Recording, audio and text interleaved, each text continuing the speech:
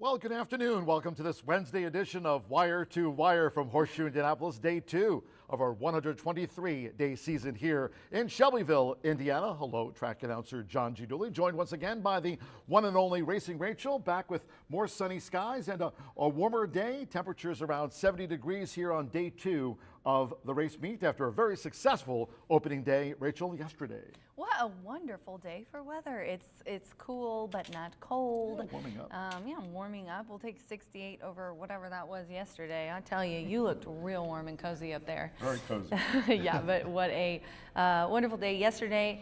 A little cold today, not the case. A little bit of wind, not much, but we have an 8-race card. Looking forward to adding that turf in May. They got the blankets out there, but we are on the dirt today and have a nice card going forward with that new last call daily double we'll tell you about here in a little bit. Just like yesterday, 9 races on tap under sunny skies. Fernando de la Cruz and Randy Klopp, they look comfortable in the winner's circle. We'll talk more about their victories here in the next block. But right now, talking about the weather, time to check in here on Wire to Wire, the pre-race show daily with our friends at the Weather Authority Fox 59 and Krista McEnany standing by to give us a look at the weather for this Wednesday here in town. Good afternoon. A fantastic day for racing. We're going to see a fair amount of sunshine as we head through the day with a little bit of cloud cover mixing in at times. Skies overall will be bright and temperatures milder than yesterday. We'll see them peaking in the mid and upper 60s this afternoon, and we stay dry all day long.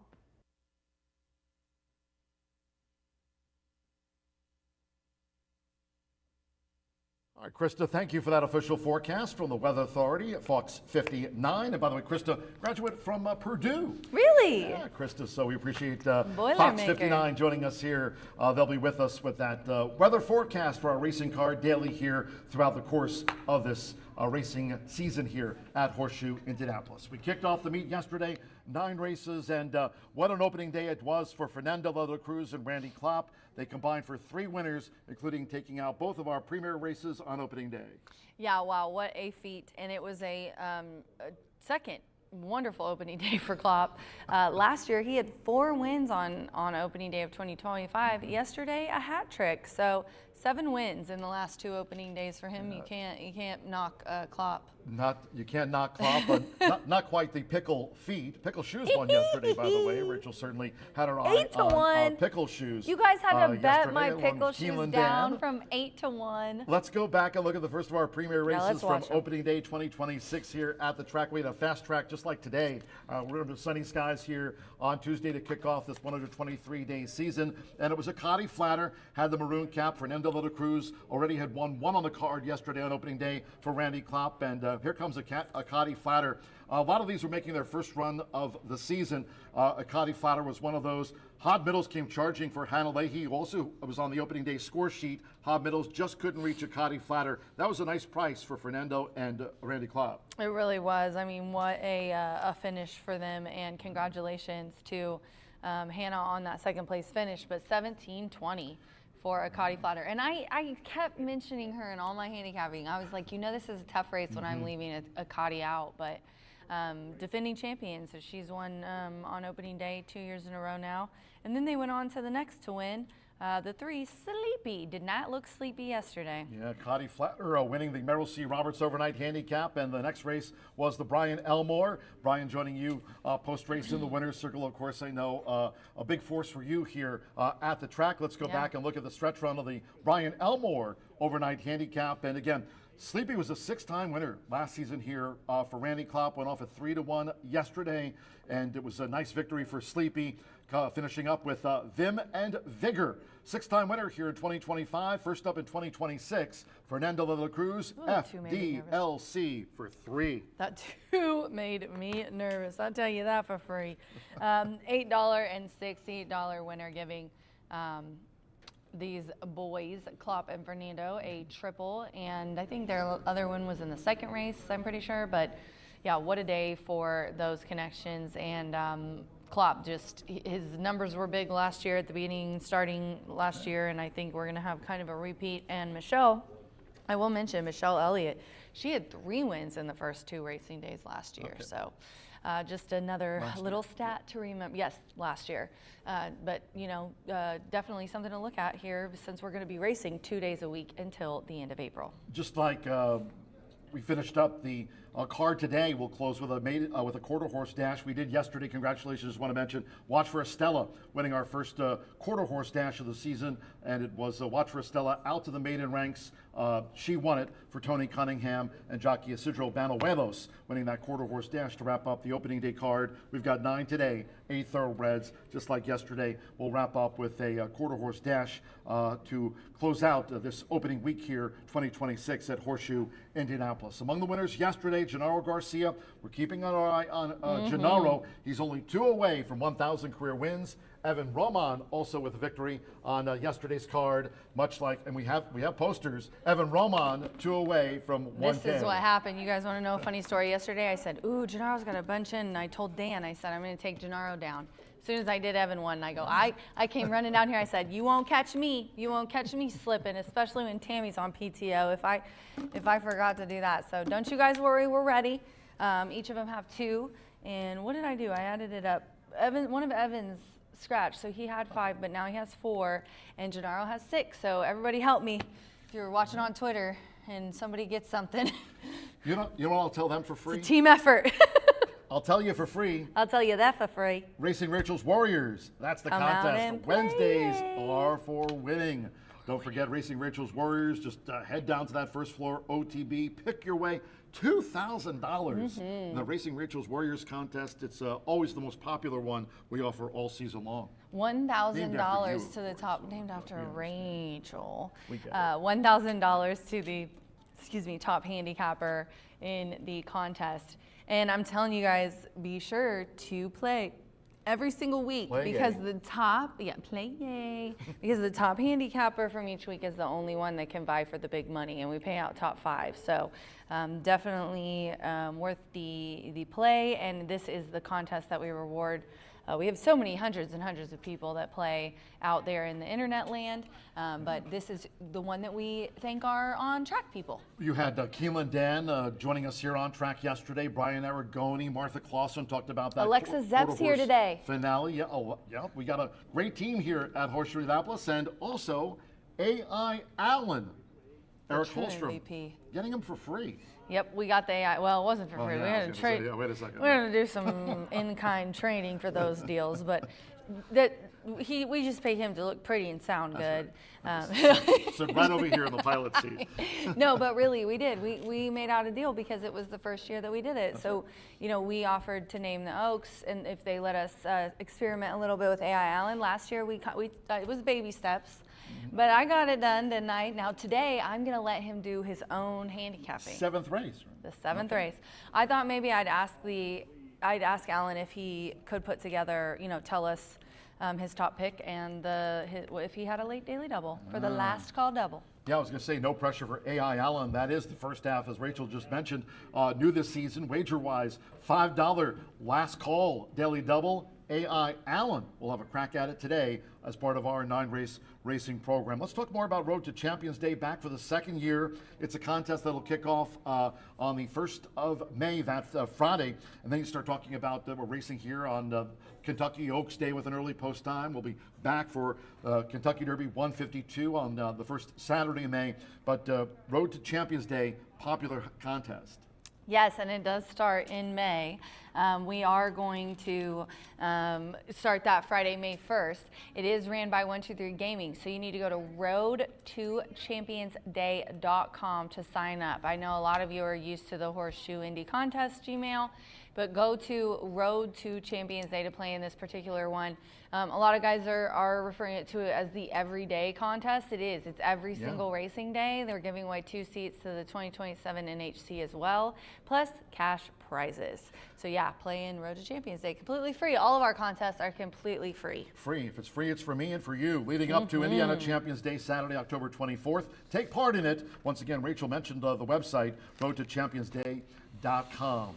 Every day here on Wire to Wire, your favorite pre-race show. We'd like to just salute all of our great sponsors back with us here in 2026, talking about Woodford Reserve, of course, Tequila Herradura, also Indiana Breed Development, Murphy Trailer Sales back with us. They sponsor the winner's circle here. So barring any dead heats, we'll have 9 trips to the Murphy Trailer Sales winner's circle here at Horseshoe Indianapolis today. Day 2 of 123. Terrific customer service and loyalty since 1984. You can reach out to them at 765-361-8803. Also, thanks to B&H Electric, they've got locations not only in town, but in Seymour and Bloomington. They're on the web at bh-electric.com. And also, Hubler Ford, a great sponsor here of racing not only last year, but in 2026. Nope. Russ Hubler Ford. I kicked the old Hublers out. And they've driven off into the sunset. We've got the new improved. Yeah, so I'll take that off. Yeah, sorry. I keep forgetting. You know well, I've only forgot once. Twice now. You know what we have? We have great coverage. You've got 121 more days to get Hubler Ford off the script, yeah. Rachel. Jeez. I stick to the script. Ain't that right, Aaron? Okay, social media. That's He's what's like next. Ron Burgundy. Social media. If I put something about a whale on here, he'd to say. us on social media, please do. I'm at John G. Dooley, all things X, of course, talking about military history, sports. Downtown was rocking for the Final Four. By all accounts, Downtown Indy putting up a good show there for all those visiting us in town here last weekend. I think. Racing Rachel at Racing Rachel M. Martha Clausen, again, she'll be back to cover the last of the day. Delhi, our quarter horse racing analyst. She's on X at Martha Clausen, and there he is. Brian Aragoni, Mr. B analyst, he is standing by here on Wire to Wire. Next, also social media-wise, we've got you covered from the track, all things racing and promotions at HS Indy Racing. We're also on IG. Subscribe to our YouTube channel at Horseshoe Indianapolis Racing. Thousands already following us there. Well, following Racing Rachel and I here on the pre-race show. Again, we are sunny temperatures. We had Krista McEnany joining us from the Weather Authority, Fox 59, talking about the weather being in the mid to upper 60s. We might not reach 70, but under sunny skies, we've got a fast main track for sure. Weather-wise, it's certainly a nice day here for our 9-race program. And again, there was no turf racing carded. Really quick, you mentioned this kind of just in passing, but no live racing after today until next Tuesday. So kind of a short Tuesdays schedule and to kick off the 123-day season. That's right. It's a nice soft opening, and then we start Monday through Thursday in May. Look at this. Look at Aaron. Back on the 14th and 15th, just like this opening week. We kicked off somebody for Aaron. 123-day season yesterday, and 9 on tap here today, and then we go to next week, 21st, 22nd, and 29th, and then we start talking about the Road to Champions Day contest and the Kentucky Oaks, and of course Kentucky Derby 152. Who's your pick? I need to stop saying Tuesday and Wednesday in April when you don't have that Tuesday. Quick commercial break here on this. He's like, shut up and let's Wednesday get to edition of Wire to Wire. When the pre-race show returns, it's the B block with Brian Aragoni for Racing Rachel right now. I'm heading up to the broadcast booth. After B, we'll have all the program changes on the 9-race card. Until then, for us, we're done. Have fun. Bye for now. B block.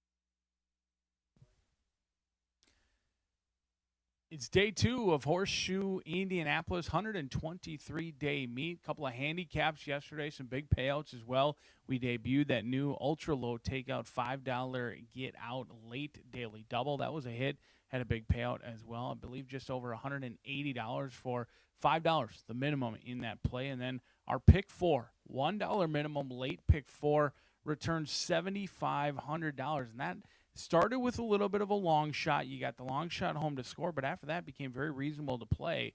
You had a favorite come in, first-time starter for OXO that got up in the shadow of the wire at 3-1, returning $820 at another $860 winner.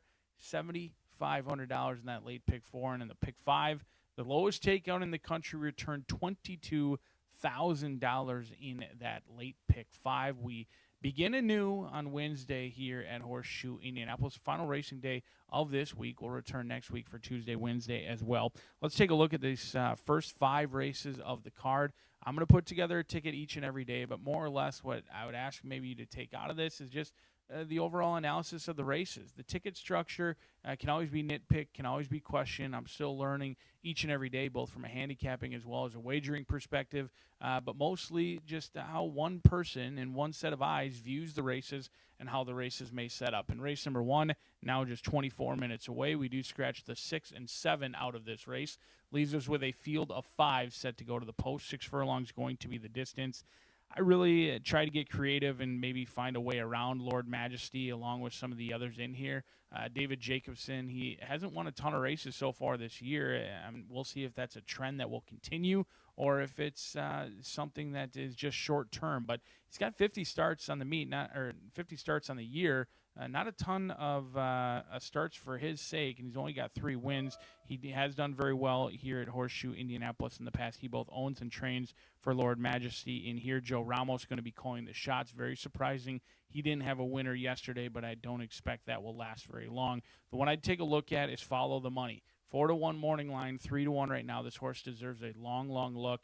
Lightly raced 7-year-old is a 5-time winner. All 5 wins have come here at Horseshoe Indianapolis. The Klopp gang couldn't have had a better day. They had 13 of them ready to go on day 1. Their team has worked hard to have their horses fit and ready to roll at first asking, and boy, did it pay off in a big way. They swept the handicap races yesterday. They had multiple entries.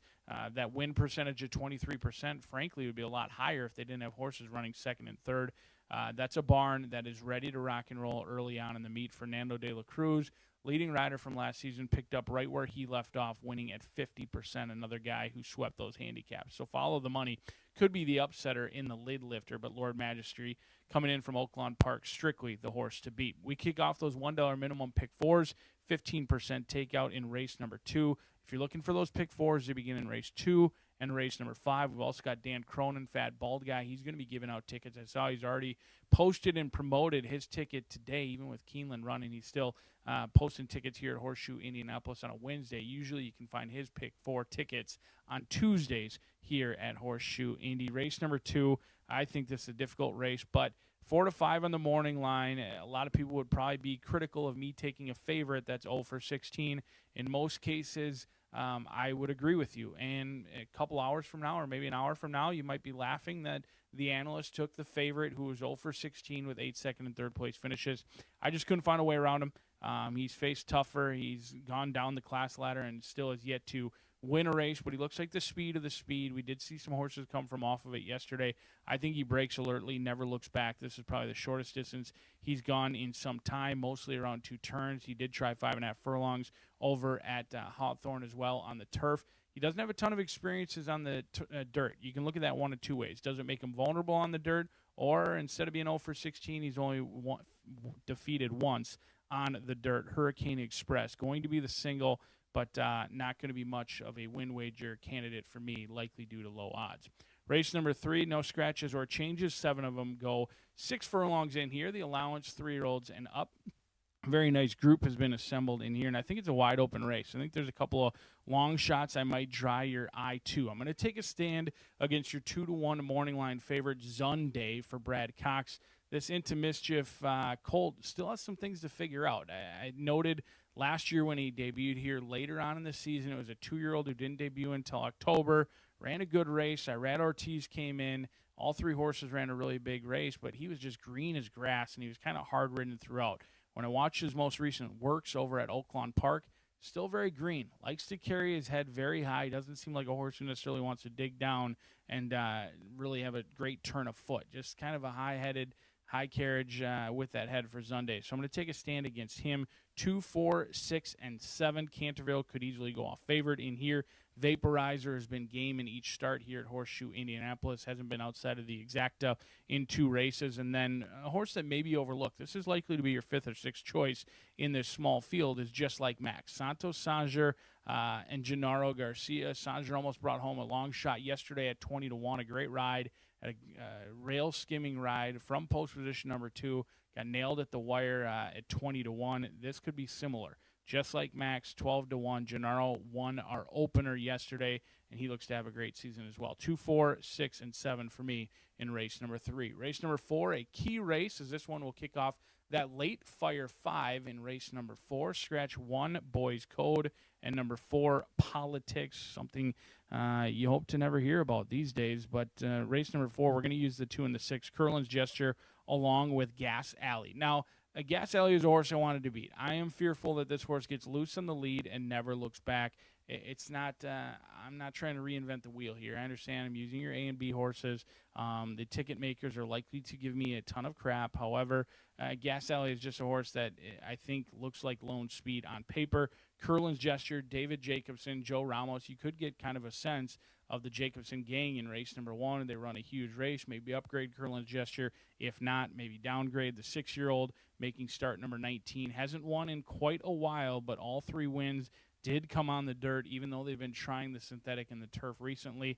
I think that race was better than it looks over at Turfway Park. They're kind of in between, always uncomfortable, and this is a horse that certainly has some upside. Second start off the layoff. Jacobson both owns and trains the distance. This is a horse who's proven at the distance, in fact, getting a win at Churchill Downs, going 7 furlongs, and ran very well in that one-turn mile, sitting a great trip behind Gambler's Tail against much tougher competition at Churchill and Keeneland around 2 turns. I think Curlin's Gesture certainly has some upside. Race number 5 kicks off that late pick 4, $1 minimum in that pick 4. No scratches or changes the Itoba pick 4. 5.5 furlongs going to be the distance. This is a great race. In my opinion, it's going to be a betting race. I'm looking to key in on potentially 2 horses, maybe a couple of the first-time starters once they get eyes on them. The 2 and the 4 first-time starters could absolutely be live. The 8 and the 9, these are horses that I keyed in on last year, didn't get any success. However, Powerful Justice took some action on debut, went off at 7-2, was hustled very hard to get the lead, and was ultimately the first one to give way. Then came back a couple of weeks later, made a good run at the chalk, just could not get by Q's Got Class, who had gone on to do very nice things since that race. And then on closing day, they fit in a lot of races in a short amount of time, and I think the 2-year-old just needed a little bit of a breather. Comes back with Lasix, Randy Klopp, Joe Ramos, 10-1 morning line. Powerful Justice is going to be a key on my pick 4 tickets, along with the 6-1 morning line of Hard Luck Prayer.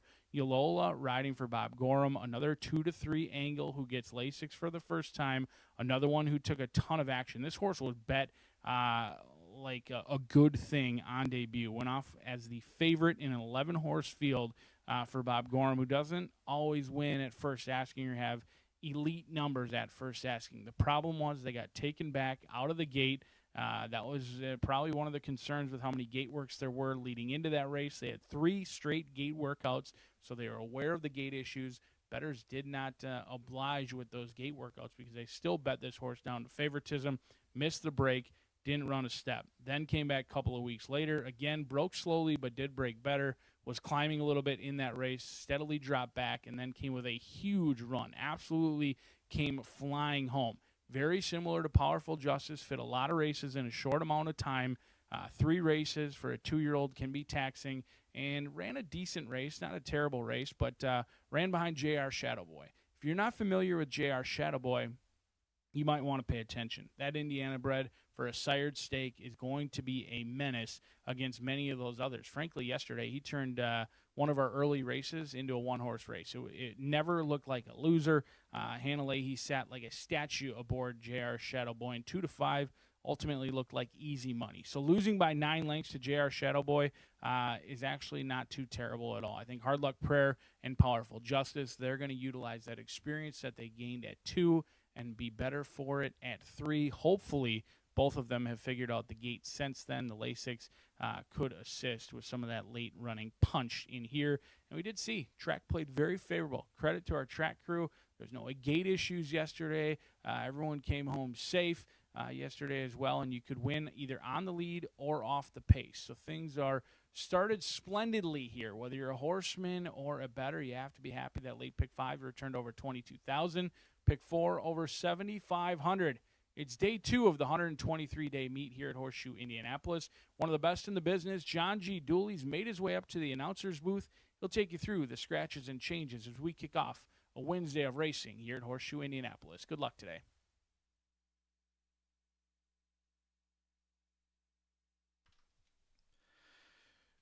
Good afternoon from Horseshoe Indianapolis. Hello now from the broadcast booth. Track announcer John G. Dooley, great to have you with us today. Under sunny skies here in town, temperatures in the mid to upper 60s. 9 races carded and all main track card. Main track fast. If you have your programs close by, let's take a look at the changes and corrections on today's racing program. Opening sprint starts off the 50-cent early pick 5. From the top of the card, scratch both the 6. Swayback Jack, and number 7, Cupid's Runaway.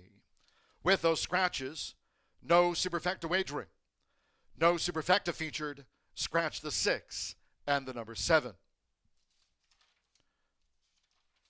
Following the 210 opener, race 2, scratch for the maiden, number 4, the Exodus Twist. Number 4, the Exodus Twist has been scratched. In today's third, no changes, all 7 run in the sprint. On to the 4th race we go. Here the start to the 50-cent late fire 5. From the mile, scratch 1 Boys Code and the 4 Politics. With those scratches, there's that wagering note, no superfecta. No superfecta to be featured on the mile. Scratch 1 Boys Code and no Politics today, the number 4. In race 5, Hero Maiden Sprint. No scratches, no rider changes, overweights. These first-time geldings. 3 Lil Chance, 4 Kramer, and number 10, Sakaro's Prayer. All should be listed in your program as being first-time geldings. That designation FTG. 3, 4, and 10. First-time geldings in the maiden sprint.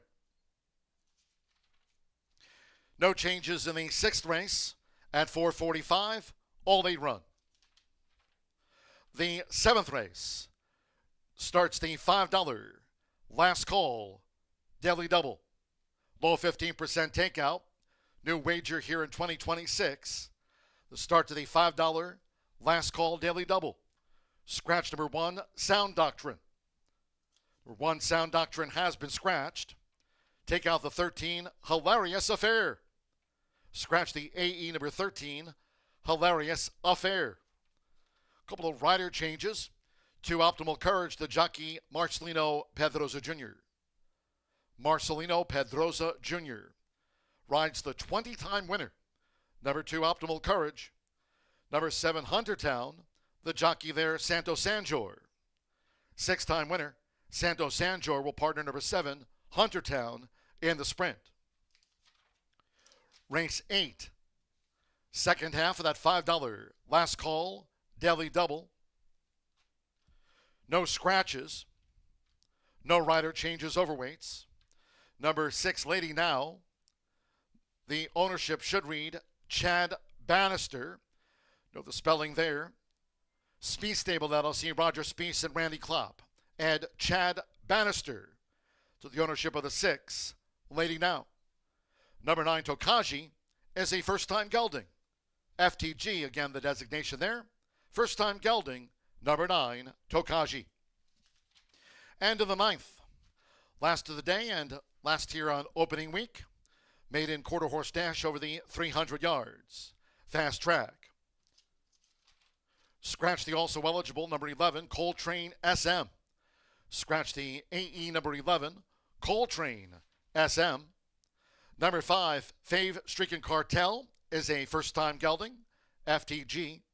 5, Fave Streaking Cartel. Number 8, Flying Knockout, 1, 2, 3, plus 7 pounds. Horses in the walking ring for the starter sprint, 9 races carded. All main track card, fast under sunny skies, now at the top of the hour. We'll have the sprint opener due off in 10 minutes time. Make it a great day with us here at Horseshoe Indianapolis.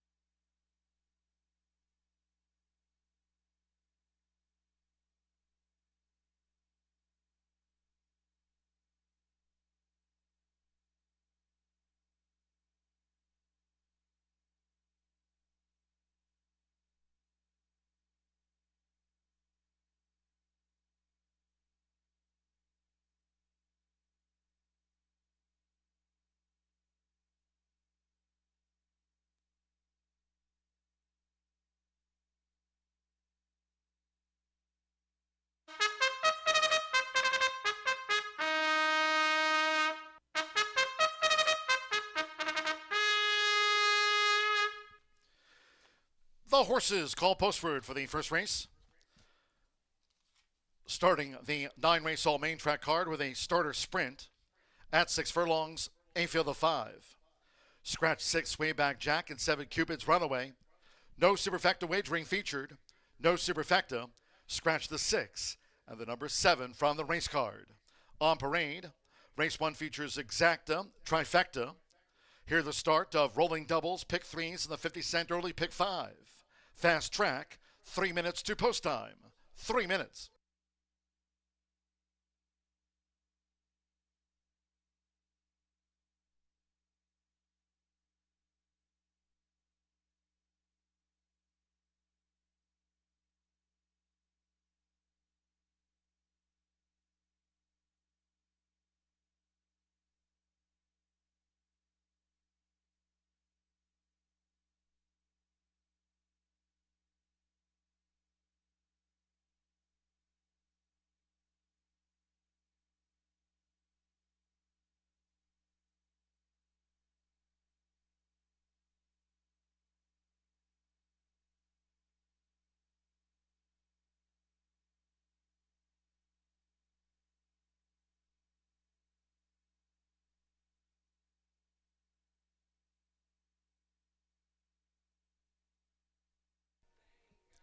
Two minutes to post time.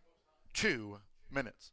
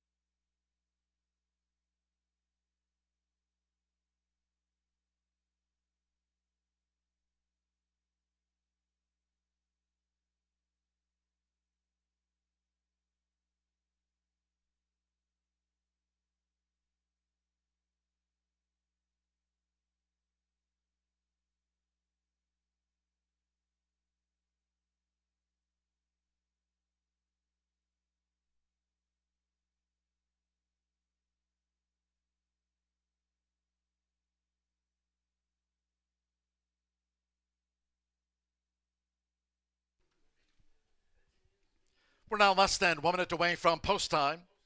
Starter sprint kicks off the 50-cent early pick 5. Fast track. Less than 1 minute.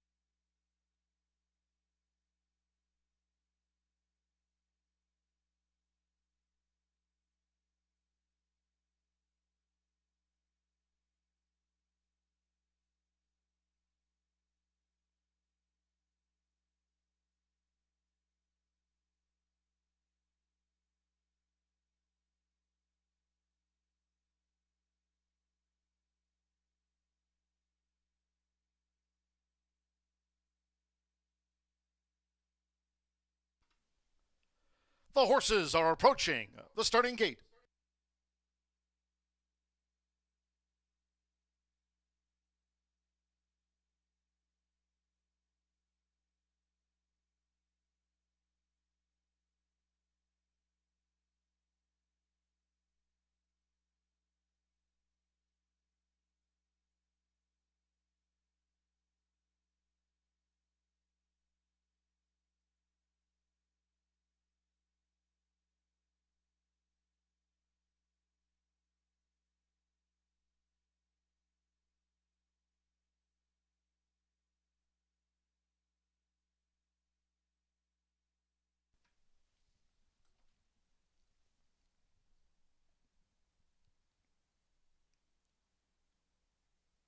The horses have reached the starting gate.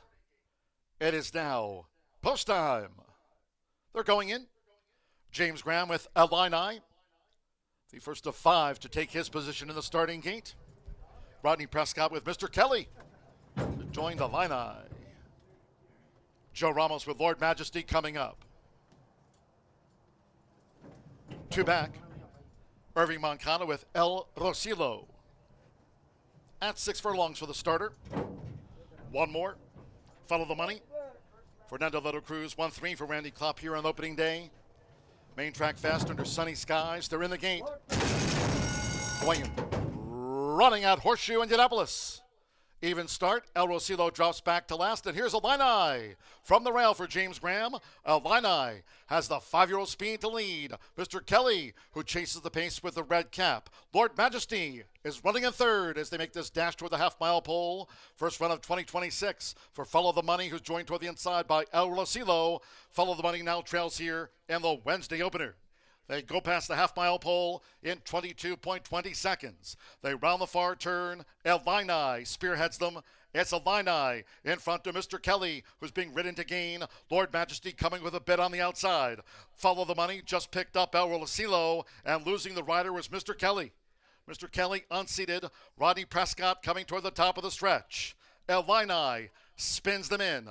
Illini leads for home, half mile in 45.11 seconds. The loose horse, Mr. Kelly again. It's Illini the leader. 1 furlong to go. Illini has a 3-length buffer zone over Lord Majesty, who's joined to the inside by El Rosillo. Follow the Money is last of 4 left in the running with James Graham. It's Illini. Illini to win it from Lord Majesty. El Rosillo finished 3rd, and Follow the Money back in 4th.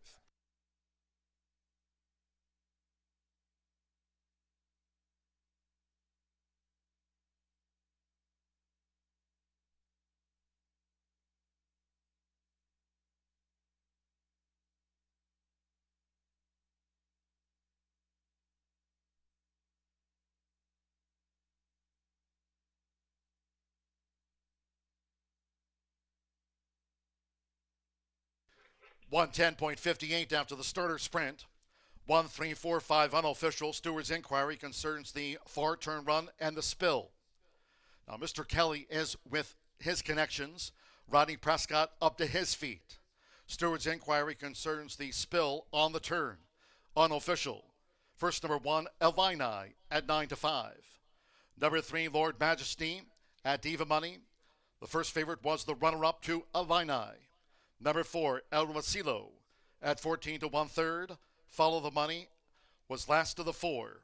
Mr. Kelly, part of a steward's inquiry, and Rodney Prescott up to his feet and making his way back to the jockey's room.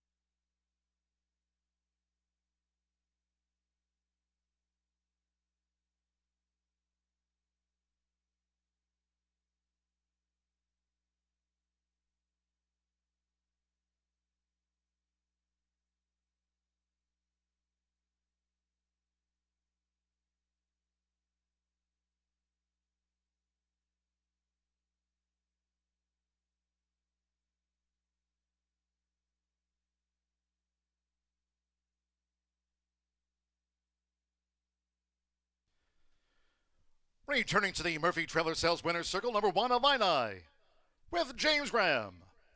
Illini is a 5-year-old big gelding by Heart to Heart out of the Escandrea mare, Adon's Dancer. Destin G. Heath trains for the ownership of Todd Howard II, Christopher Woolham, and Charles Serafini.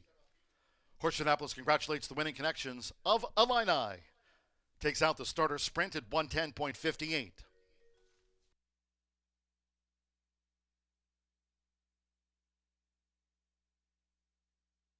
The steward's inquiry concerned the number 2, Mr. Kelly, and no changes to be made in the running order. No infractions to warrant any disqualification. Again, 2, Mr. Kelly unseating Rodney Prescott coming toward the quarter pole. 1, 3, 4, 5, 2 DNF.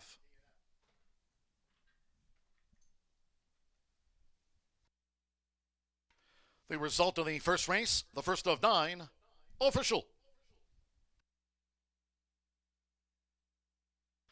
First results in. 1-3 exacta paid $9.40. El Rosilo ran third. 50-cent trifecta 1-3-4 $6.30. There was no superfecta featured. Follow the Money ran fourth. 110.58 fast track. 22 minutes away from race 2. In the maiden sprint, scratch number 4, the Exodus Twist. Number 4, the Exodus Twist has been scratched from the maiden. Exacta trifecta superfecta, double pick 3, the start of the $1 early pick 4. Well, main track card as noted. Main track fast, post time 2:42 in all cases if you can. Please do try to make your Horseshoe Indianapolis selections and wagers today early. Thank you. Coming up in just a moment, our first race replay of the starter sprint. Hope you had a bet on Illini.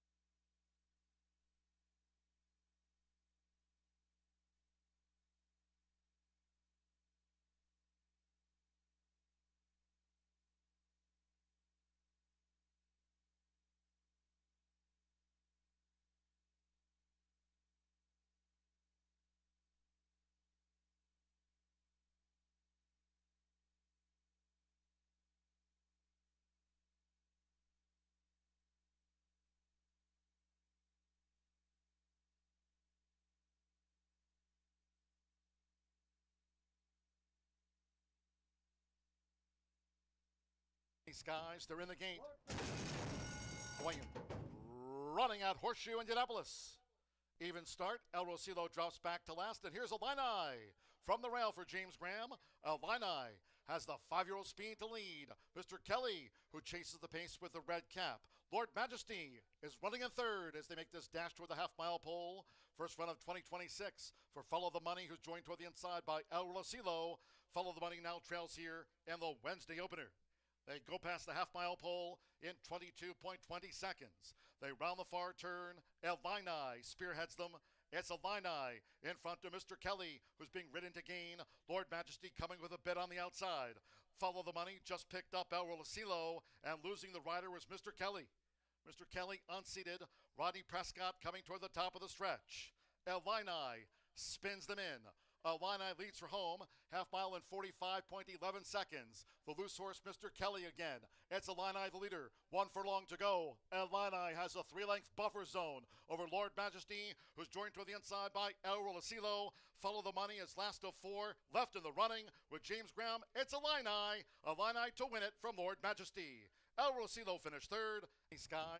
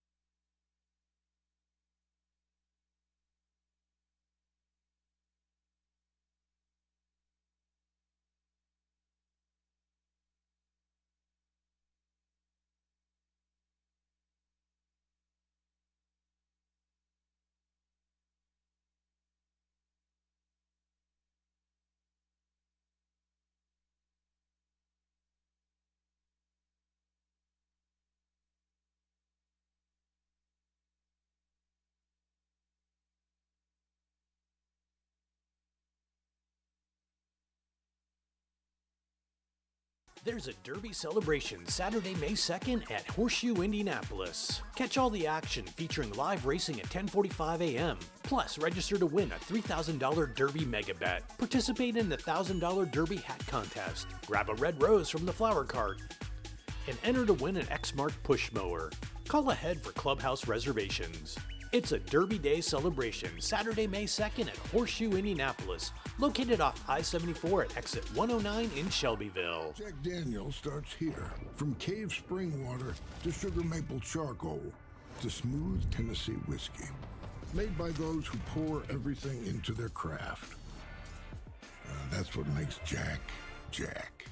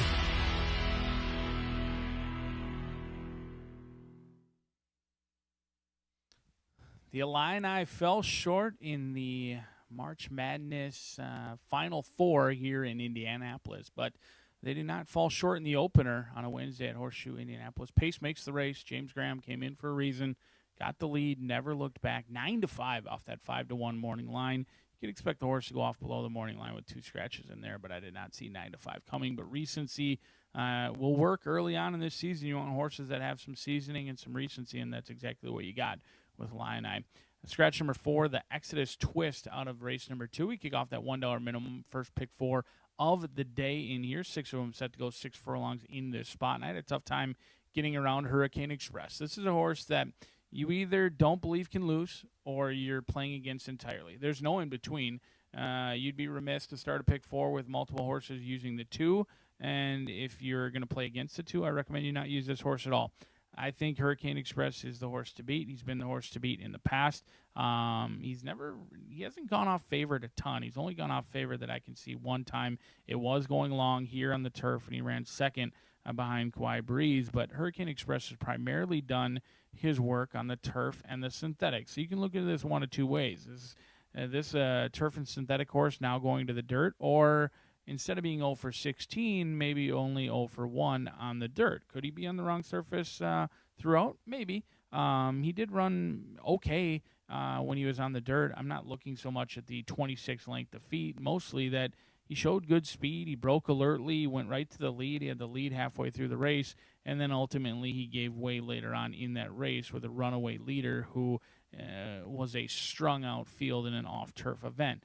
I think Hurricane Express can go to the lead. I know he's shown route speed, not necessarily sprint speed, but I do think he's the fastest of the bunch in here.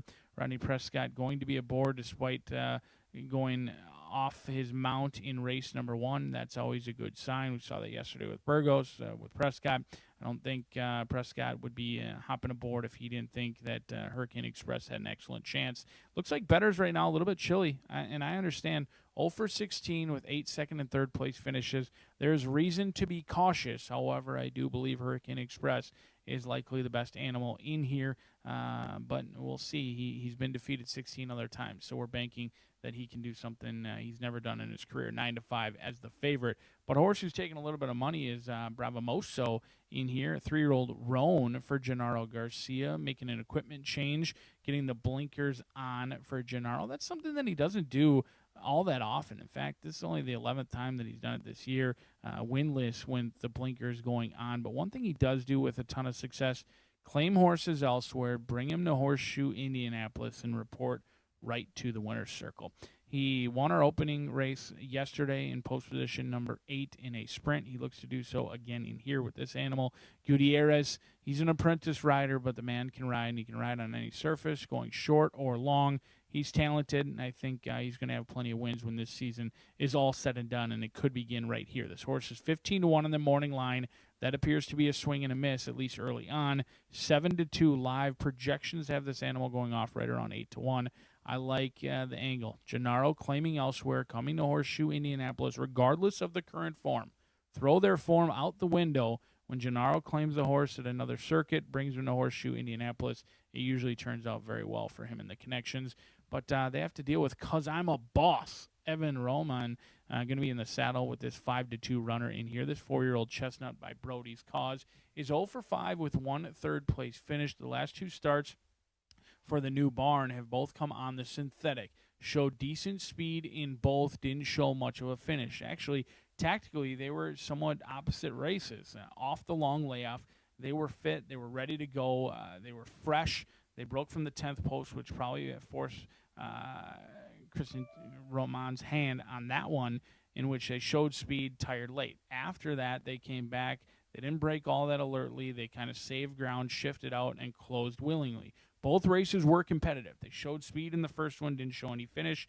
They showed an ability to close from off the pace in the next one out. We'll see if Paradise Stables can get their first picture taken of the season with "Cause I'm a Boss," a horse who's shown speed and debuted at Churchill Downs, 2 races at Indy. Never really got into it, but this is a different animal since being trained by Bonnie Pittman. The new connections seemingly have this one going in the right direction off of a buyer top last time, 47. We kick off that $1 pick 4 right here. Yesterday's late pick 4 returned over $7,500. You can't win it if you're not in it. I think you either got to single Hurricane Express or spread out and pitch Hurricane Express all together. We'll see if start number 17 is the lucky one for the 5-year-old, looking for the first career victory, currently favored at 3-2, 4 minutes away from the second at Horseshoe, Indianapolis.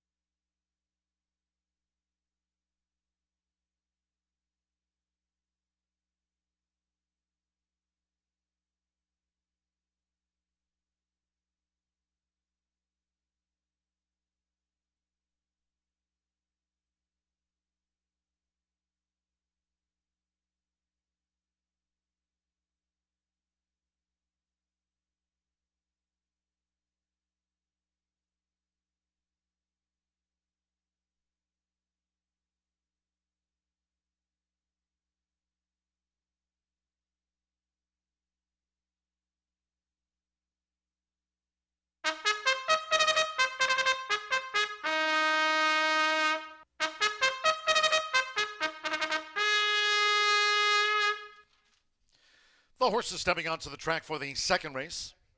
This maiden sprint at 6 furlongs, a field of 6. Number 4, the Exodus Twist has been scratched. Scratch number 4, the Exodus Twist. Race 2 features exacted trifecta superfecta wagering. The start of another rolling double, pick 3, and the $1 early pick 4 starts here.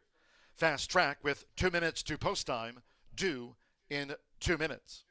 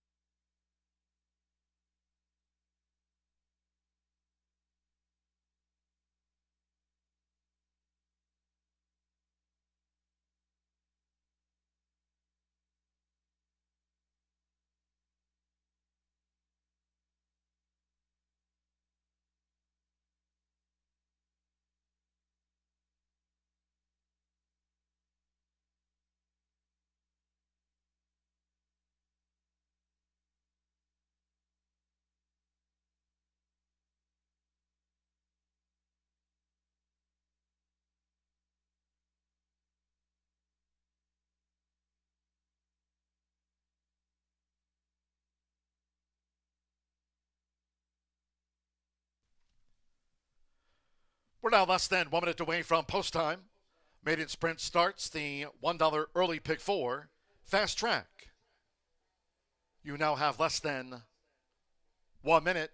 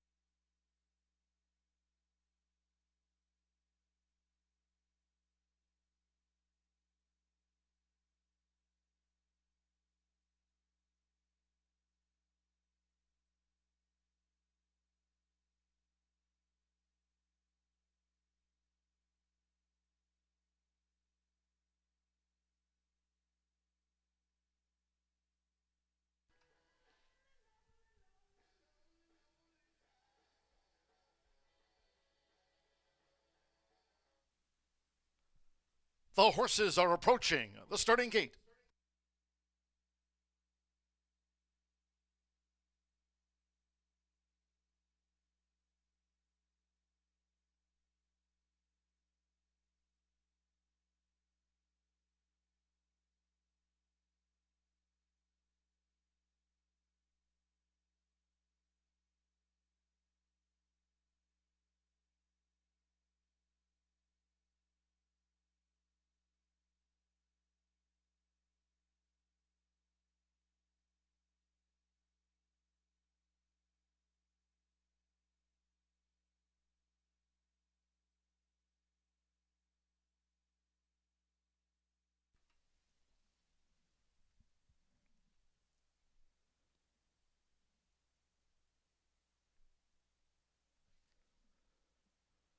The horses have reached the starting gate. It is now post time. Loading in front of starter Oscar Quiros. High as the Sky. Pedro Pena claims the 10-pound apprentice allowance, has a career win. Marcelino Pedroza Jr., Stefan's Title has joined High as the Sky. Rodney Prescott with Hurricane Express. 3-5 on Hurricane Express here in the maiden. Evan Roman with Cause I'm a Boss. 2 back. Andres Calleja. Devil and Alley's Last One debuts. Devil and Alley's Last One went in okay, so stand by at 6 furlongs. One more. Ravazzo Mosso, Jose Gutierrez for Gennaro Garcia. Seconds of the day from Horseshoe Indianapolis. They're in the gate. And they're off. Cause I'm a Boss broke sharp. to the inside, Hurricane Express, and High as the Sky going for an early push. But with Evan Roman, Cause I'm a Boss to the early lead and establishes a 3.5 length advantage, making this run through the first furlong and a half. On the outside, Hurricane Express and Rodney Prescott right back in action, running in second to pursue Cause I'm a Boss, making their way toward the far turn. On the outside, Stefan's Title in a green cap. High as the Sky running in fourth, with on the far outside, first time blinkered, Profazo Moso running second to last and being for any speed the newcomer. Devil and Alley's last one is a remote last. The quarter was 22.78 seconds. These leaders coming toward the quarter pole. Hurricane Express now runs at Cause I'm a Boss as these maidens head for home. Right there on the outside is High as the Sky. Stefan's Title straightens away in fourth. Then to the inside, Bravazo Moso well back. Devil and Alley's last one furlong to go. High as the Sky. Hurricane Express in between horses. Cause I'm a Boss led, but has dropped back. Stefan's Title trying to muster a late bid. They come past the 16th. High as the Sky. On the inside, Hurricane Express. Here's Stefan's Title, who picks them up for Marcelino Pedrosa Jr. Stefan's Title, photo finish with High as the Sky close. Hurricane Express third, and Cause I'm a Boss finish fourth.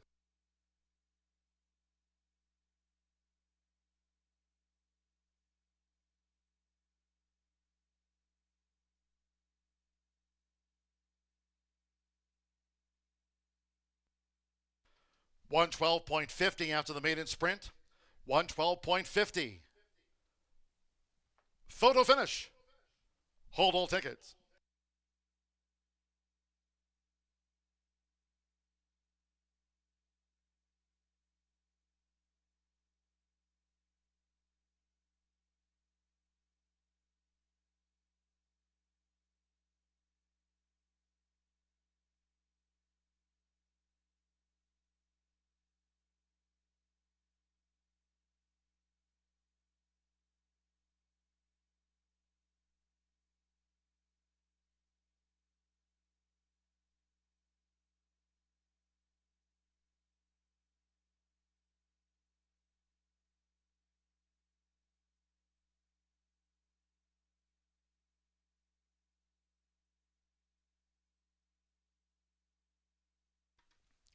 Five, 1, 2, 6. Number 5, Stefan's Title. 5-1 first. Number 1, High as the Sky at 40-1 on the runner-up. 2, Hurricane Express. 1-5 favorite third in his 17th career start. And the 6, Cause I'm a Boss at 9-2 fourth. Marcelino Pedrosa Jr. here for Brad here in the second race on 5, Stefan's Title for Helen Pitts-Blasey and Shane Floyd. It's Stefan's Title getting off the mark in his fourth run. Was 5-1 on Stefan's Title. 5-1, 2-6 after the running of race 2.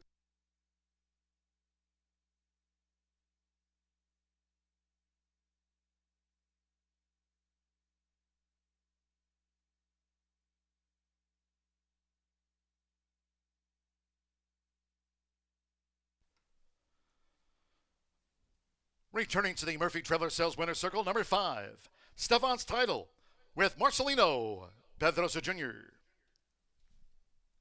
Stefan's Title is a 3-year-old big gelding by Cloud Computing. At a Perfection Lady by Majestic Perfection, there's Helen Pitts-Blasey, trains Shane Floyd's Kentucky bred.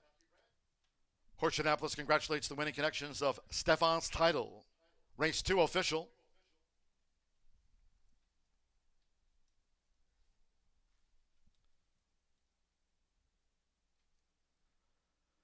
The 5-1 Exacta paid $221.40 after the win photograph. 50-cent trifecta 5-1-2, $164.55. $2 early double, combining a line eye with Stefan's Title, 1-5 and even $40. Cause I'm a Boss was fourth. The 10-cent superfecta 5-1-2-6 paid out $76.29. And the maiden dash, the 4 was a non-runner, favorite, third. 6 ran, 112.50 after race 2. 21 minutes away from race third. In the 3-year-old sprint, all 7 run. No changes in the third of 9. Exacta, trifecta, superfecta, double pick 3. 3:13 will be the post time.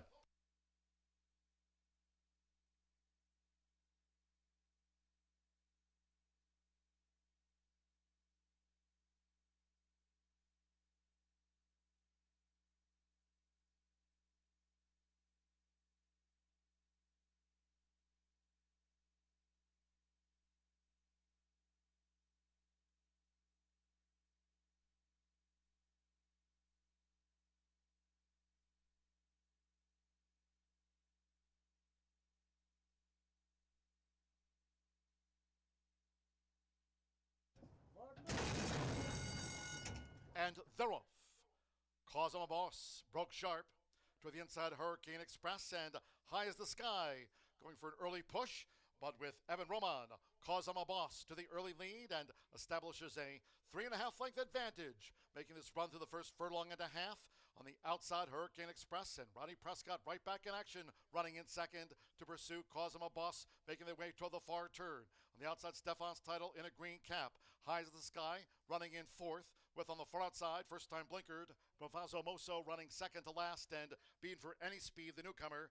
Devil and Alley's last one is a remote last. The quarter was 22.78 seconds. These leaders coming toward the quarter pole. Hurricane Express now runs at Cause I'm a Boss as these maidens head for home. Right there on the outside is High as the Sky. Stefan's Title straightens away in fourth. Then to the inside, Ravazzo Moso well back. Devil and Alley's last one. 1 furlong to go. High as the Sky. Hurricane Express in between horses. Cause I'm a Boss led but has dropped back. Stefan's Title trying to muster a late bid. They come past the 16th. High as the Sky. On the inside, Hurricane Express. Here's Stefan's Title, who picks them up for Marcelino Pedroza Jr. Stefan's Title, photo finish with High as the Sky close.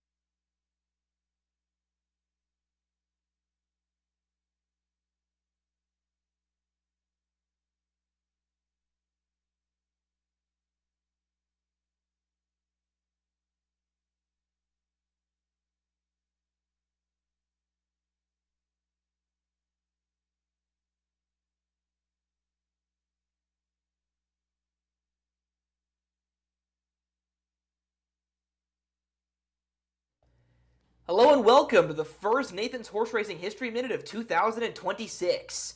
Horse racing has always flirted with higher society, but what about American leaders? Well, in the late 1950s, a frequent attendee of the horse races was future President Richard Nixon. And after the 1959 Hollywood Gold Cup, he got to present the trophy. Who did he give it to? An Indiana bred. In fact, our greatest Indiana bred racehorse, Hillsdale. He won from New England to California and was awarded by a future president of the United States. It only takes 2 degrees of separation to get from Indiana-bred racehorses to the Oval Office. And that concludes this week's Nathan's Horse Racing History Minute.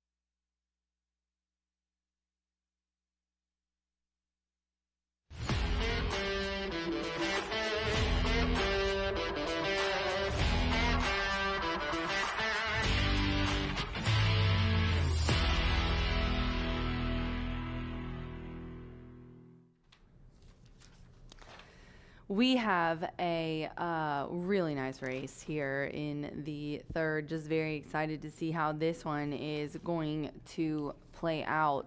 Last race, though, Marcelino looking really good for Helen Pitts-Blasi in that win in the second race. But we're going to switch gears here to the 3-year-old allowance. Definitely want to give a shout out to my guy Nathan. Love our new segment, Nathan's History Minute. Very happy to have him back here this year. 3-year-old allowance is going to be ran on the dirt at 6 furlongs, and I'm going to the outside horses. 3-2 is no shocker here. I couldn't go against the Brad Cox trainee, who just looks much the best. And Marcelino looking for 2 wins in a row here on the card as he does get them out. Zunday is the 3-year-old colt by Into Mischief. We have making his 4th lifetime start, as I said, for the Brad Cox barn. This guy debuted here in the fall, October 6th last year in a main special weight. Gosh, he was just beaten in neck by the Best the Better's favorite. he's kind of pressed, and he got bumped there in the race. I think honestly, if he hadn't had that little rub, he would have been fine. Barely beat Irad, came to ride that day, and then came back to win with Irad when they went to Churchill in a $150,000 maiden special weight. So I thought that was a very, very nice effort. It was a bigger field. It was a tougher company. He was still the favorite and looked very, very good in there in November 5th. Then he had a little bit of time off. February 20th, Brad puts him in a allowance at Fairgrounds. Ricky Giannini, his assistant, also does Fairgrounds. So Ricky put him in there. There he is here. He does the Indiana string for Brad. I didn't bother him about this one, so I just put it on top, and hopefully we'll save bugging Ricky for later. The 6 I did happen to bug the owner of for you guys, Your Quick. A friend of mine, Alexa Zepp, and a friend of all from America's Best Racing, is the co-owner of Your Quick. She's actually the principal of Haphazard Racing, and she's got Jerry Sussman on this one with her. Cherie DeVoe is the conditioner. This 3-year-old gelding is making his 6th lifetime start. Now, the win was here on October 30th, and I like that they are bringing him back. Couple of tough races at Turfway on the Poly, and he just didn't like it. I mean, you could just tell he was not feeling it at all. So they're bringing him back here. This is what Alexa said. She said he's training well. He's been progressing nicely each race. The December race at Turfway on the 17th, she said he bled, so you can just toss that one out. He was last by 12, so that was the excuse there. And the Turfway race put some fitness in him. They were pointing to this anyways. She's excited to see him back on the dirt. And if you see her down there, she is pacing around, in her words, as a nervous Nelly, as most owners do when their babies are running. But what a good-looking boy he is. Sleek, filled out. It's kind of a compact torso a little bit. He looks like he would be quick on his feet and a sprinter. Acting classy in the paddock in there. I'm excited to see what he's going to do, and then I'm going to round it out with the 7, Canterville. Canterville is a 3-year-old Ridgeling. Bonus points if you know what that is. Kelsey Danner is the trainer, and this one 2-1 on the board. So 8-5 on my top pick, 9-1 on Alexa's Your Quick, and then we're going to go to Kelsey's Counterville. Victor Carrasco is the jockey in the irons, and this horse was one of those ones that, he tries really hard, and he had some really good finishes. It didn't seem to mind dirt, didn't seem to mind, the Turfway top all-weather surface, and then finally broke the maiden in February 21st, but he was so close, 3 times prior to that. So then first time with winners, they put him in a pretty tough allowance. Has been the bettor's favorite the last 3 races. I just think this one's interesting. I think it's got good numbers. Has flashed some nice early speed. I think he's going to kind of sit up there with the leaders at the beginning of the pack. I'll be interested to see if he actually sins or not. But he's dropping back down. They had ran at 6.5, and he's going down a little bit to 6. So 5, 6, 7 for me here in the 3rd race. I'm going to go with Brad and Ricky Zunday, the 5 on top. Good luck.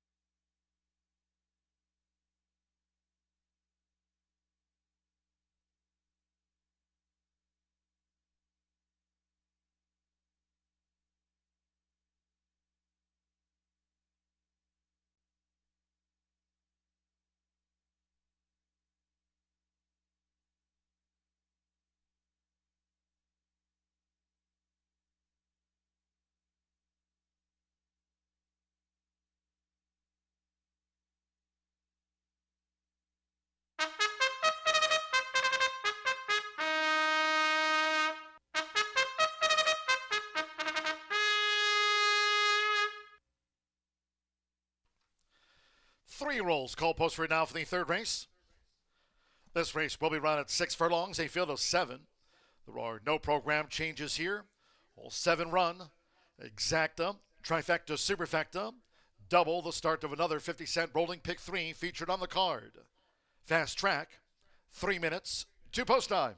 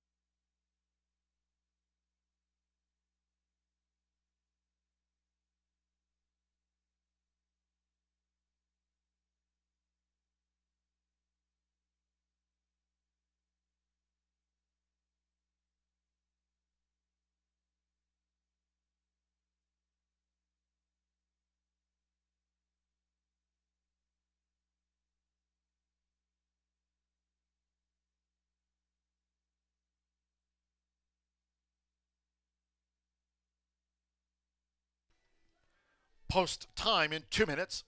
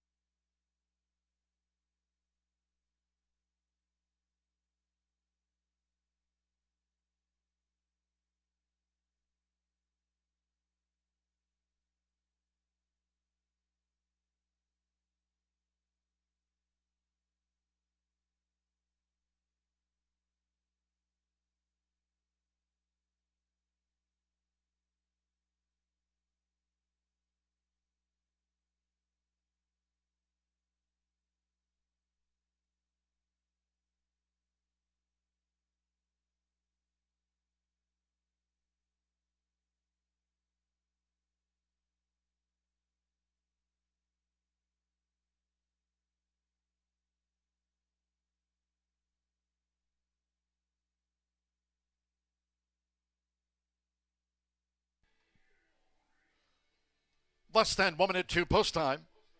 Less than 1 minute.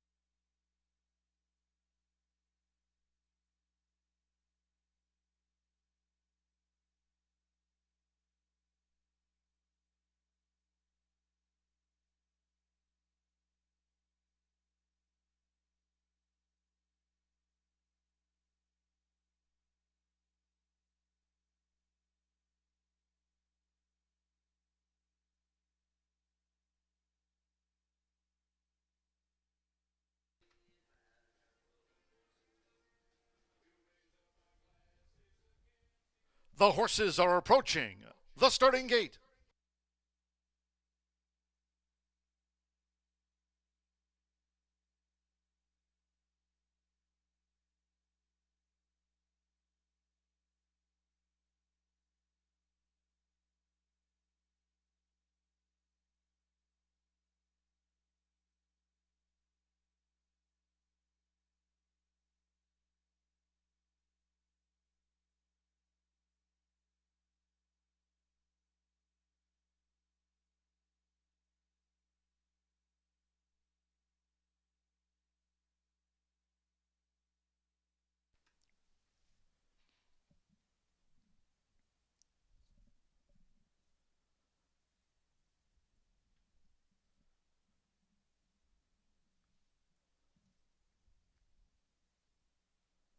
The horses have reached the starting gate.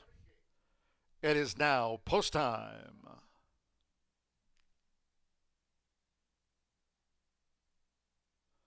They're going in. Jan Hernandez with Mr. Sensei. The first 3-year-old to take his position in the starting gate for the sprint. Chris Amy with Vaporizer. Santo Sanjor, Just Like Max, Went It Well. Zunde, Marcelino Pedrosa Jr. riding for a double. Illini and Stefan's title are first 2 winners. Axel Concepcion, Gore Quick. Sammy Bermudez with JR Sweet Feet now facing up to the gate. JR Sweet Feet.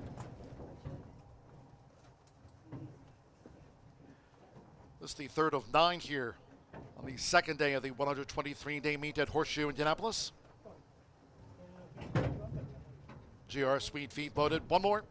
Victor Carrasco with Canterville. They're in the gate. They're off. Canterville out to a lightning quick start.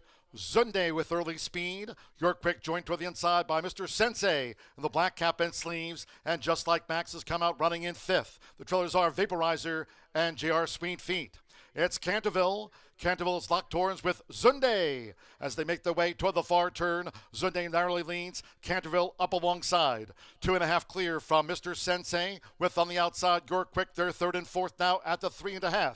Just Like Max is running in 5th while 6 lengths clear from Canterville and JR Sweet Feet is last of 7. The opening quarter in 22.19 seconds as these 3-year-olds make their way toward the quarter pole. Canterville and Zunde, and they take this confrontation to the top of the stretch. Mr. Sensei is now a clear 3rd. Just Like Max rallies toward the rail. You're quick further back to Vaporizer and JR Sweet Feet yet to pick up. The half mile 44.73 seconds with Marcelino Pedrosa Jr. Zunde now has the measure of Canterville, and Zunde is slipping away from Canterville with on the outside Mr. Sensei. Zunde by 6 lengths at the finish.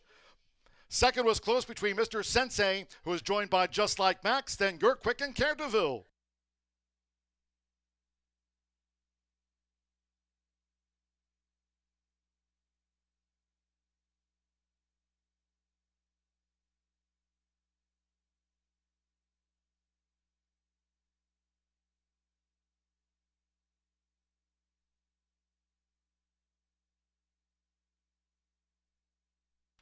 .110.25 after the 3-year-old sprint.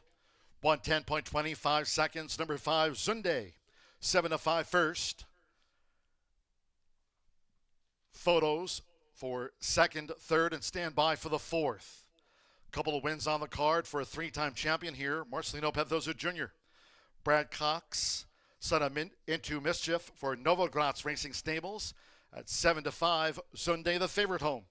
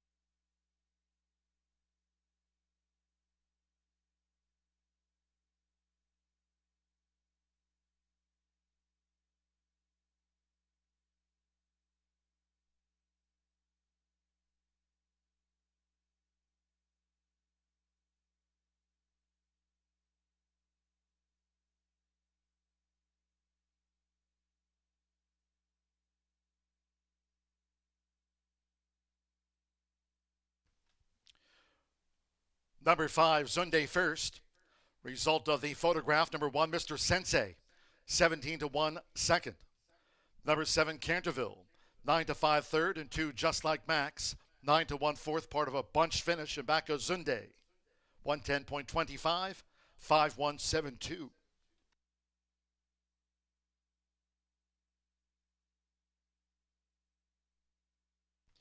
Returning to the Murphy Trailer Sales Winner's Circle, number 5, Zunde. Riding double for Marcelino Pedrosa Jr. Zunde is a 3-year-old bay colt by Into Mischief out of Sunshiny Day by Bernardini. Brad Cox trains, assisted by Ricky Giannini. Here in the colors of Novogratz Racing Stables Incorporated, Horseshoe Indianapolis congratulates the winning connections of Zunde. Takes out the 3-year-old sprint.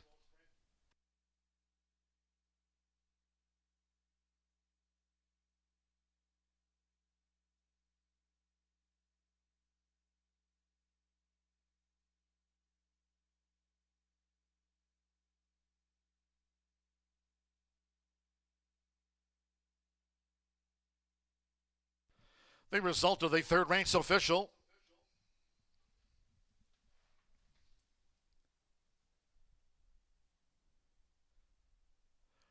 Zunde capping off the first pick 3 of the day. 50-cent pick 3, 155. $41.15, 5-1 exacta. Paid $50.20. 50-cent trifecta. Canterville was third in the photo. 5-1-7, $38.65. 5-5 double paid $55.60. Just Like Max fourth. The 10-cent superfecta, 5-1-7-2, returned $26.79. Favorite was first, all 7 ran, 110.25. In the fourth race, 22 minutes to the mile. Scratch 1, Boys Code, and 4, Politics. Scratch the 1 and the number 4, no superfecta wagering. No superfecta on the mile. Exacta trifecta. Double pick 3. It starts the 50-cent late fire 5. Fast track under sunny skies. Post time will be at 3:45.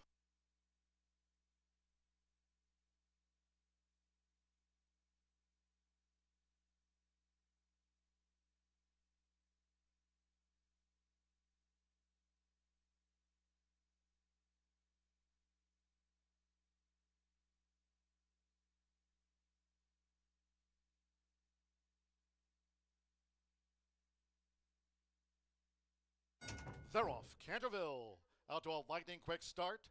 Zunde with early speed.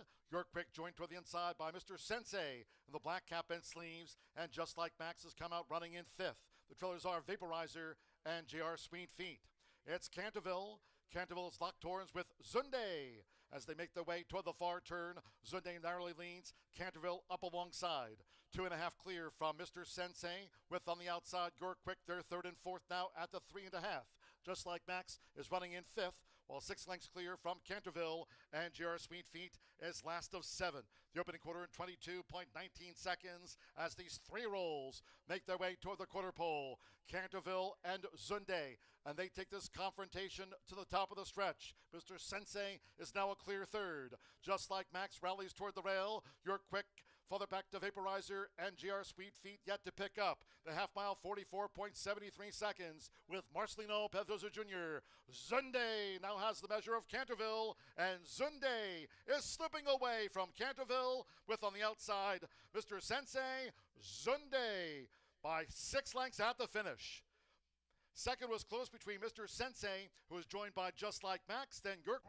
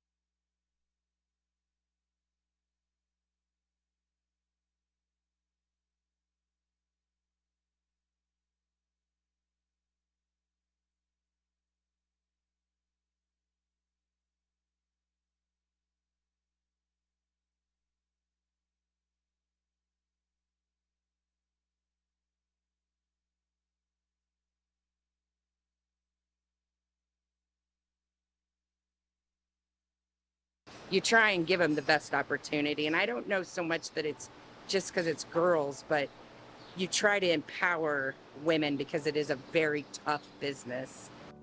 My dad, Jim Elliott, lives in Brookston. He bought a farm when I was a year old.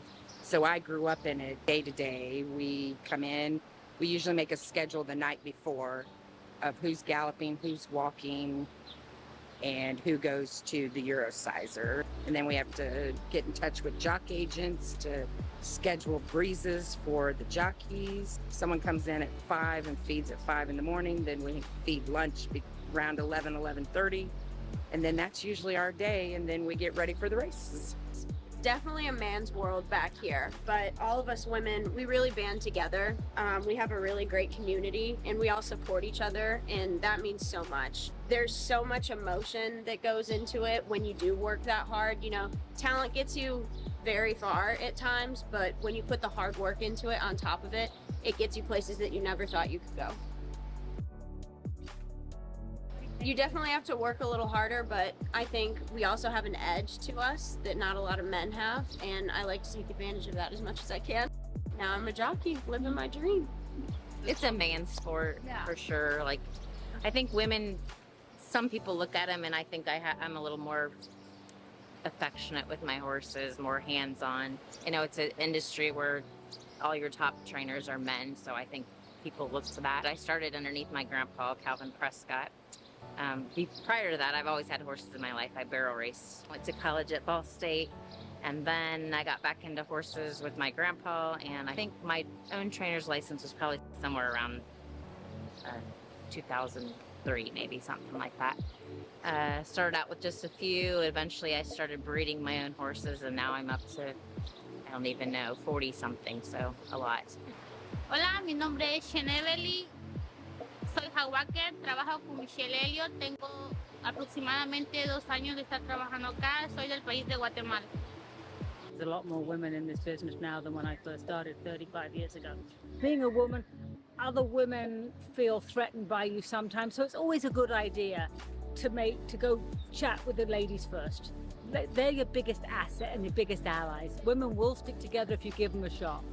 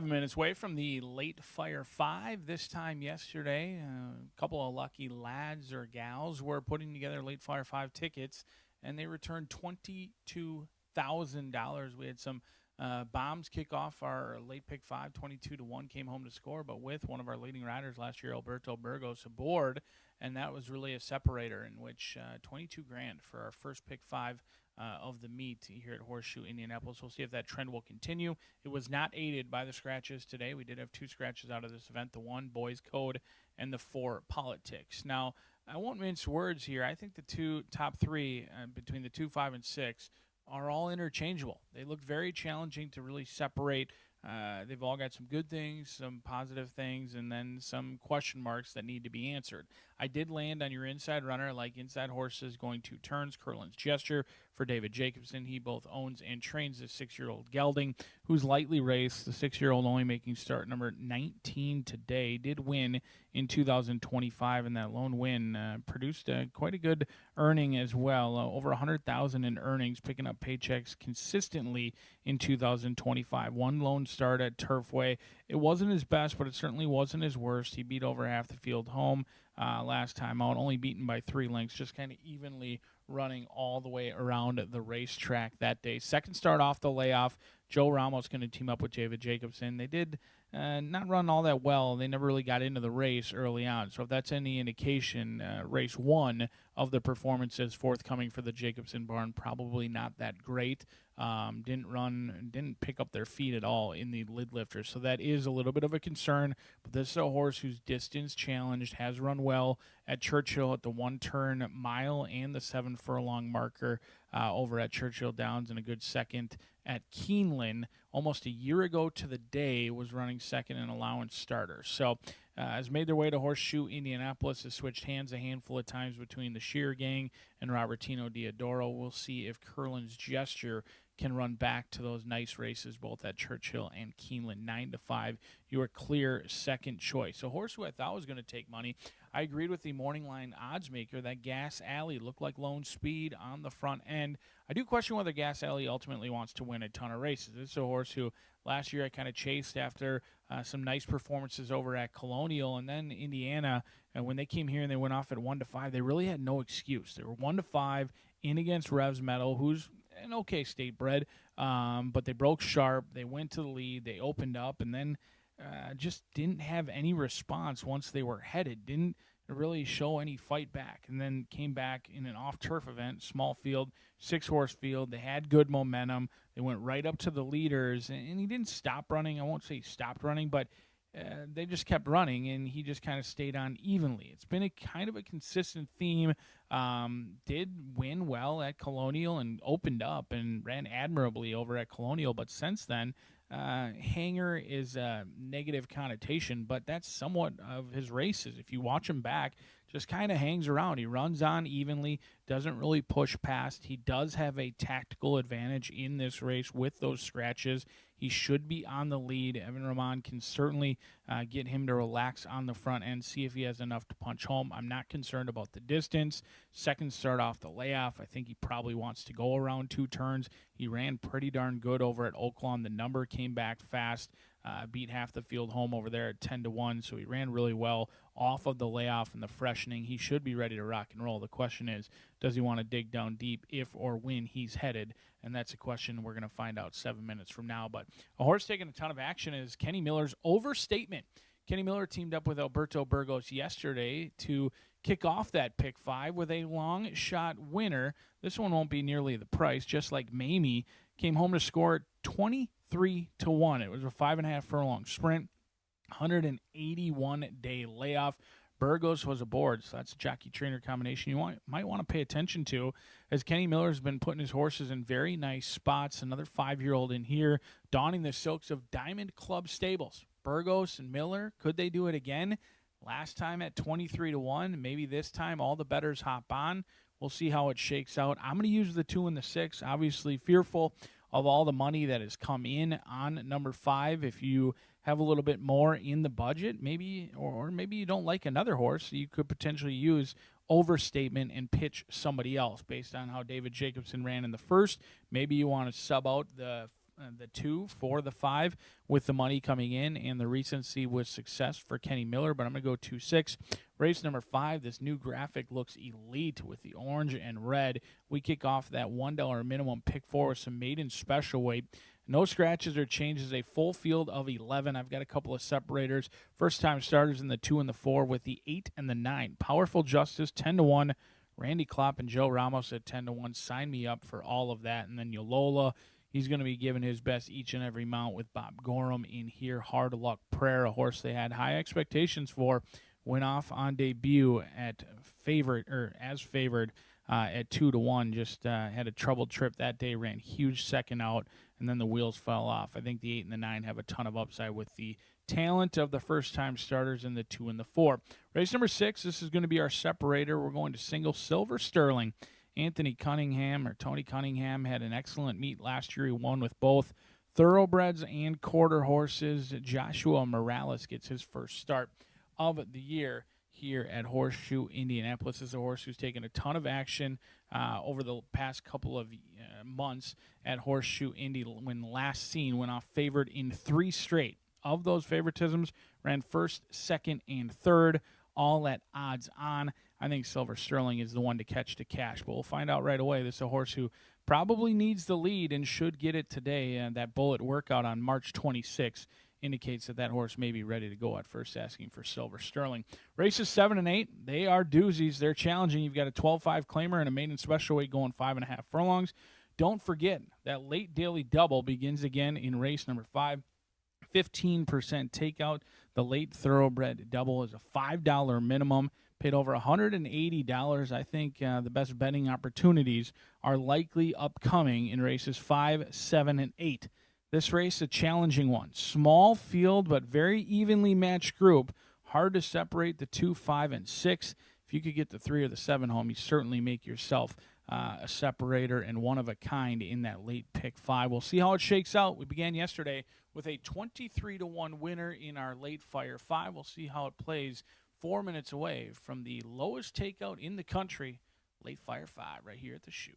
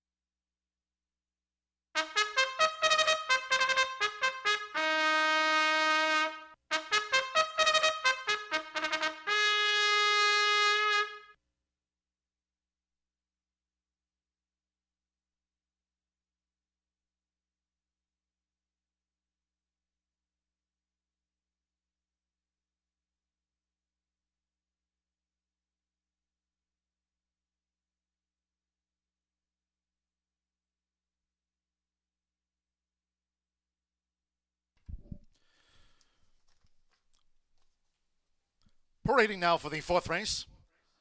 It's our first 1 mile race of the meet. Here we feel the 5. Scratch 1 boys code and 4 politics. No superfecta wagering. Scratch 1 and 4.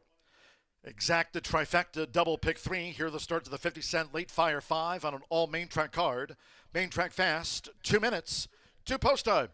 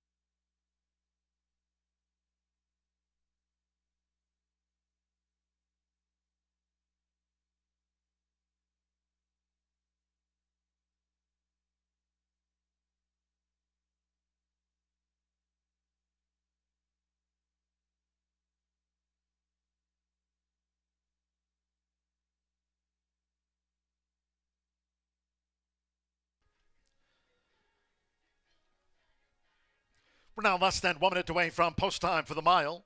Starts the 50-cent late fire 5. Fast track. Less than 1 minute.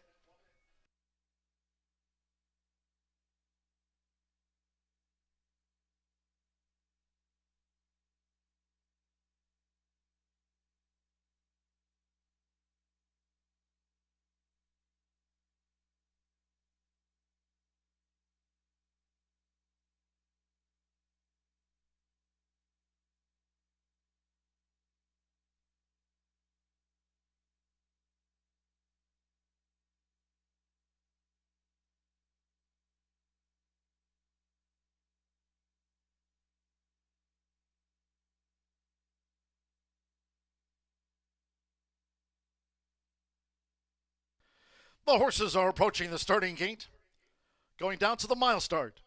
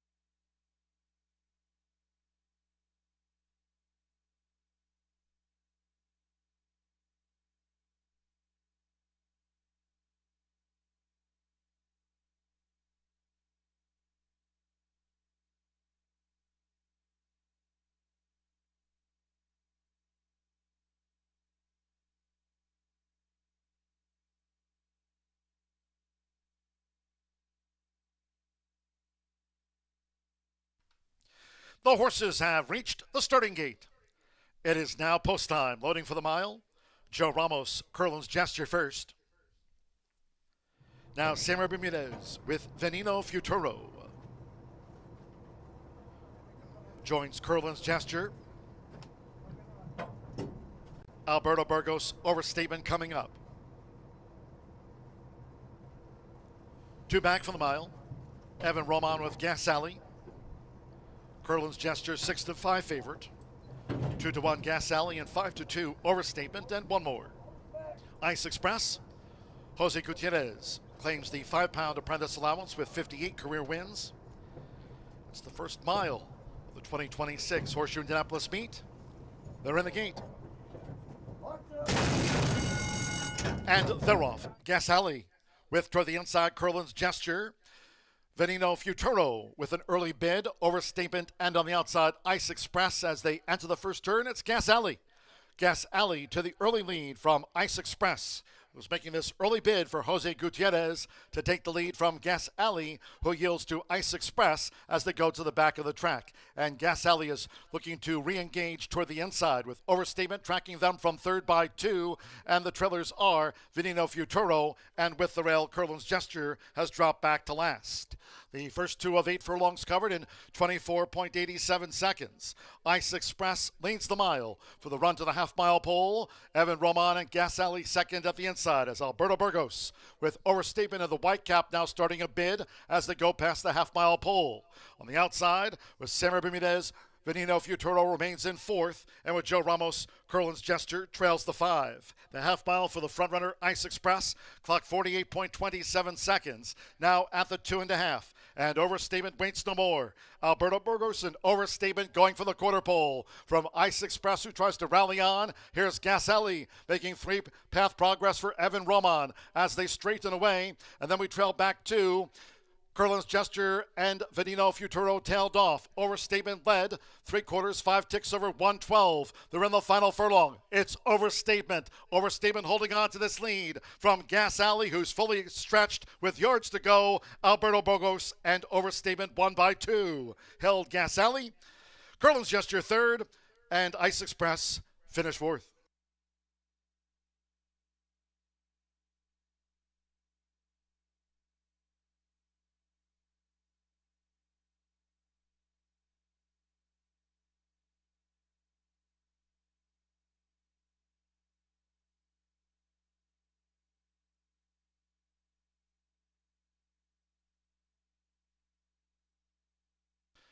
$136.73 for the first mile run at the meet. 136.73, 5, 6, 2, 7 the order. First number 5, Overstatement at 7 to 5. 6, Gas Alley, 5 to 2 second. 2, Curlin's Gesture, 3 to 2 for the show horse. And the 7, Ice Express at 7 to 1 fourth. There was no superfecta featured. 5, 6, 2. 7 and Venino Futuro last to 5. Overstatement, Alberto Burgos for Kenneth Miller and Diamond Club Stables, a 7 to 5 mile winner.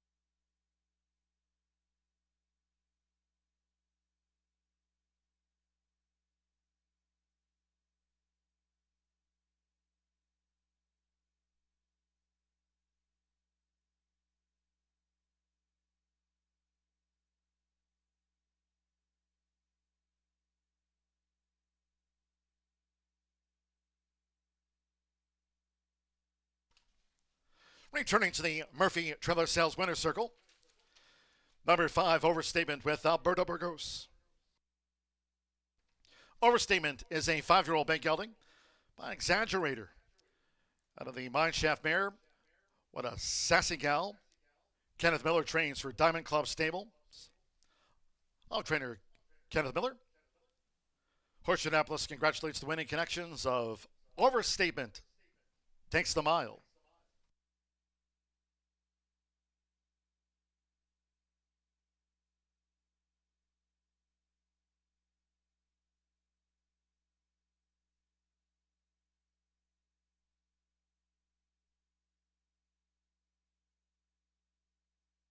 Result official.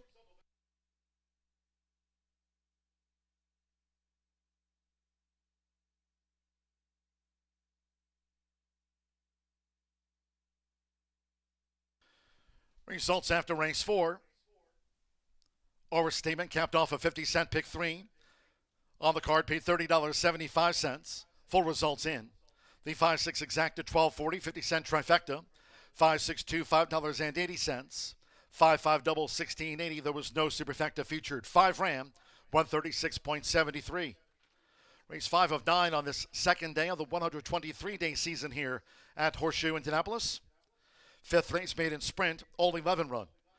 3 Little Chance, 4 Kramer, and 10 Sicaro's Prayer all run as first-time geldings. FTG, the designation.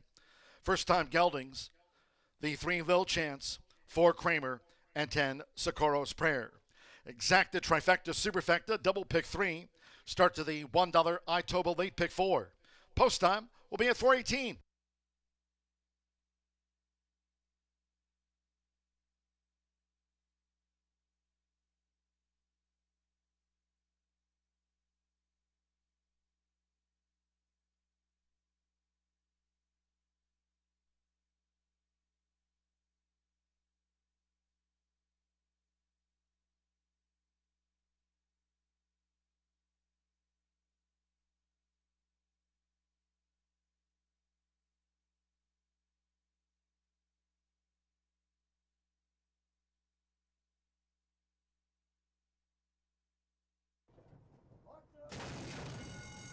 And they're off. Gas Alley with toward the inside, Curlin's Gesture. Veneno Futuro with an early bid, Overstatement, and on the outside, Ice Express as they enter the first turn. It's Gas Alley. Gas Alley to the early lead from Ice Express, who's making this early bid for Jose Gutierrez to take the lead from Gas Alley, who yields to Ice Express as they go to the back of the track. And Gas Alley is looking to re-engage toward the inside with Overstatement tracking them from third by 2, and the trailers are Veneno Futuro, and With the Rail, Curlin's Gesture has dropped back to last. The first 2 of 8 furlongs covered in 24.87 seconds. Ice Express leads the mile for the run to the half-mile pole. Evan Roman and Gas Alley second at the inside as Alberto Burgos with Overstatement of the white cap now starting a bid as they go past the half-mile pole. On the outside with Samer Bermudez, Veneno Futuro remains in fourth, and with Joe Ramos, Curlin's Gesture trails the 5. The half mile for the frontrunner Ice Express clocked 48.27 seconds, now at the 2.5. And Overstatement waits no more. Alberto Burgos and Overstatement going for the quarter pole. From Ice Express, who tries to rally on, here's Gas Alley making 3-path progress for Evan Roman as they straighten away. And then we trail back to Curlin's Gesture and Veneno Futuro tailed off. Overstatement led 3/4, 5 ticks over 112. They're in the final furlong. It's Overstatement. Overstatement holding on to this lead from Gas Alley, who's fully stretched with yards to go. Alberto Burgos and Overstatement 1 by 2. Held Gas Alley. Curlin's Gesture third, and Ice Express finished fourth.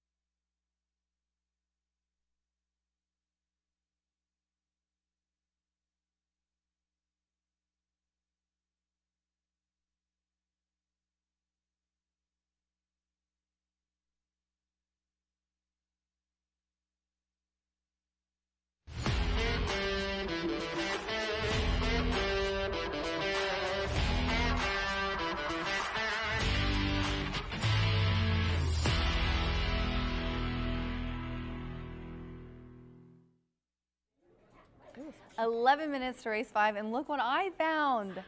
America's Best Racing's Alexa Zepp, one of my favorites. How's it going, girlfriend?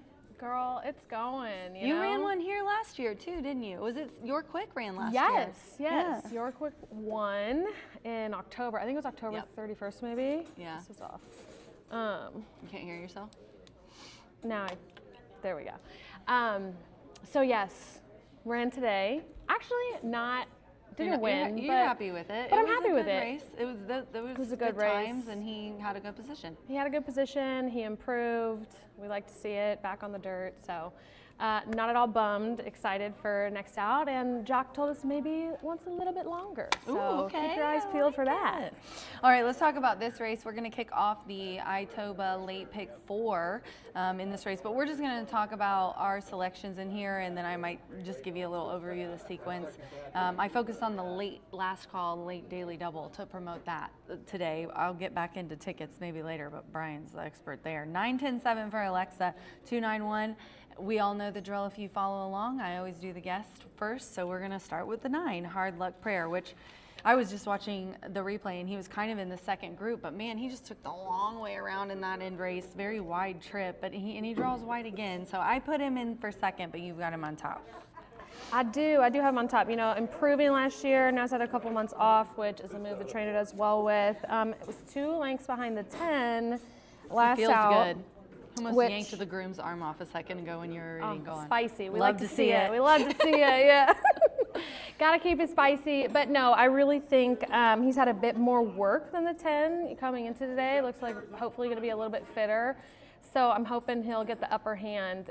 So the 9 is my top pick. And then you went with a 10 next in this race, which Sakura's Prayer. This horse burned me the last few times. I had it pick the last 2 of those 3. It was probably the debut and then that, but ended the meet with a nice second by 7th. It's interesting to me that almost all of these horses are adding Lasix, which we saw yesterday in one of our races where that was the case, that it ended up being one of the longer shots that came in. So I'll be interested to see how it goes, but I do like your 10. What do you, it's a favorite. You just made It is a favorite. favorite. It is a favorite, but not my top pick, second pick. Second but pick, here's sorry, the thing. sorry. I was seeing that, first time Lasix, which is an angle, I think, everybody should always look at. But I was like, it's not really an angle in here because, like you said, everybody's doing it. But obviously there's a number of first-time starters, so we don't have a lot of insight into everybody's running style. But I do think the 10 is going to be likely part of that early pace, which is never a bad thing in a sprint like this. And coming off a layoff, just like the 9 out of that same race. So I like the 10 coming into here, but my price play. Yeah, tell us about your price play. So where did we get this 7? You've got Unbridled Valor here, which I love. Unbridled Express, that's one of our best sires in the state. So I like the breeding here. And had some action on that debut, but hasn't ran since July. Okay, but first time gelding.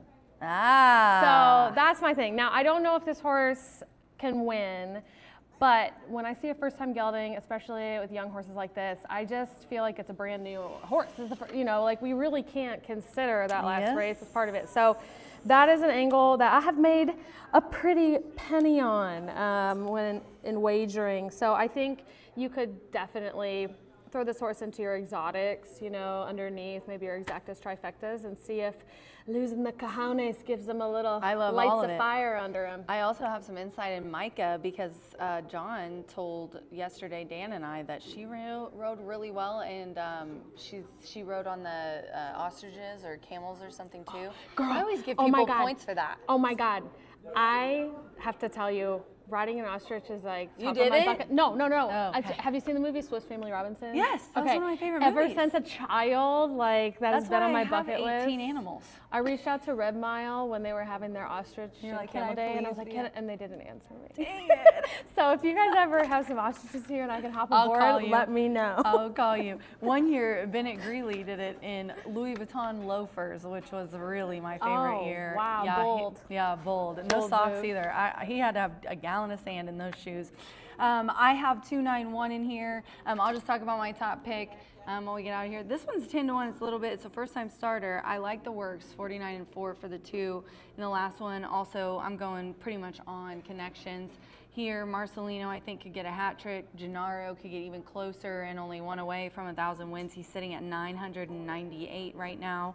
He is the owner trainer on here. So just from being around for as long as I have and being here since Gennaro started racing here, I always take note when Gennaro owns them by himself, because a lot of them he goes in with Bruce and Murph, you know, they have a group together, but for him to have it by himself, I'm very interested in how this 3-year-old gelding's gonna run. Sleepy Eyes Todd, liked to go long, liked routes. He earned $2 million. He hasn't had the greatest progeny, but still one that I like that has some good babies every now and then. So 291 for me and 9107 for Alexa. I hope to see you again in Indiana, my love. Of course, anytime. Always will come out here. It's I'll quite the follow fun Alexa track. anywhere. Oh no, don't get mad that I'm in love with Alexa. It's mutual. All right, well, good luck. It's me with the 2 and versus Alexa with the 10. Battle of the Chicks here in the 5th race. That does kick off the late pick 4, sponsored by Indiana Thoroughbred Owner and Breeders Association. Good luck.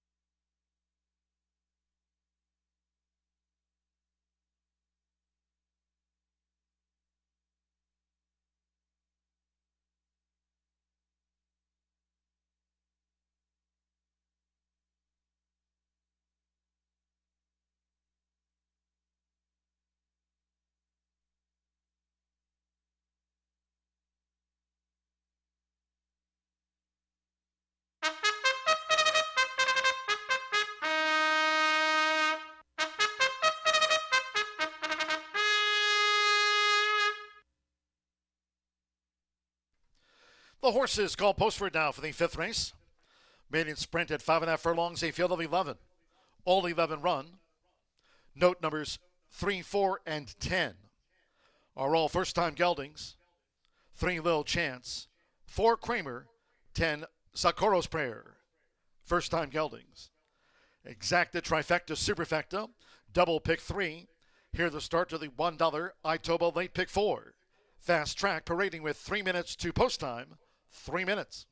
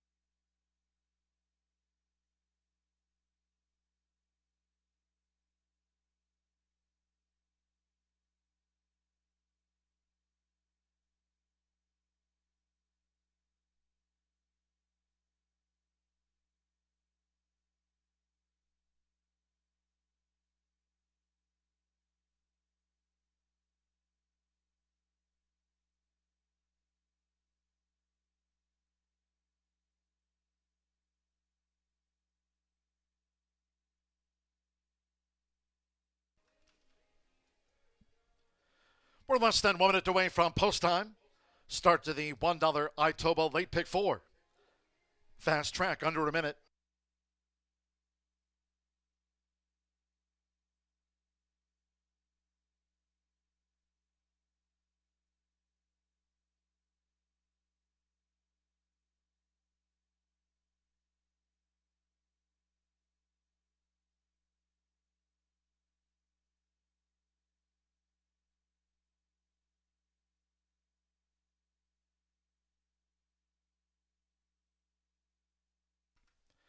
The horses are approaching the starting gate.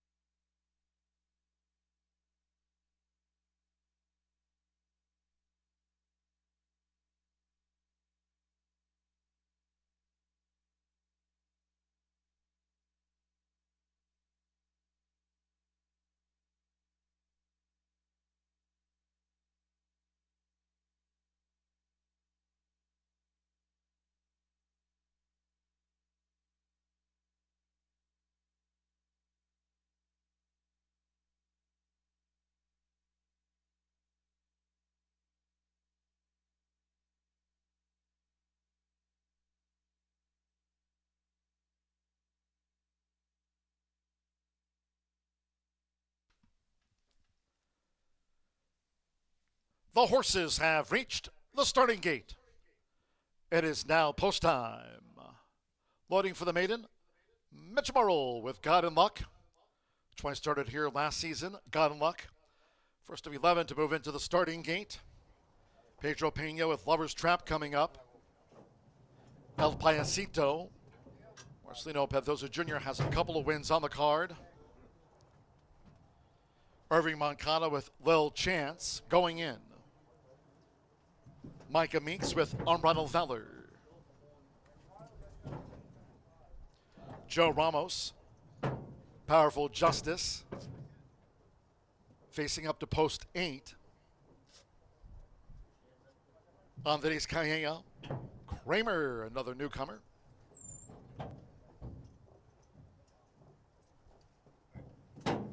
Sando Sanjor, Get In Weird Austin. Like El Payasito, both debut for Gennaro Garcia. Andres Aloa, Hard Luck Prayer drew 9. Just a couple of them back. Socorro's Prayer would be a double for Alberto Burgos on the day. Here's Socorro's Prayer. Loads 2-1 favorite, now into 9-5 on Socorro's Prayer. One more. Jose Gutierrez, Mike's Trump. Was 3-time started at Oaklawn. All in line. And they're off.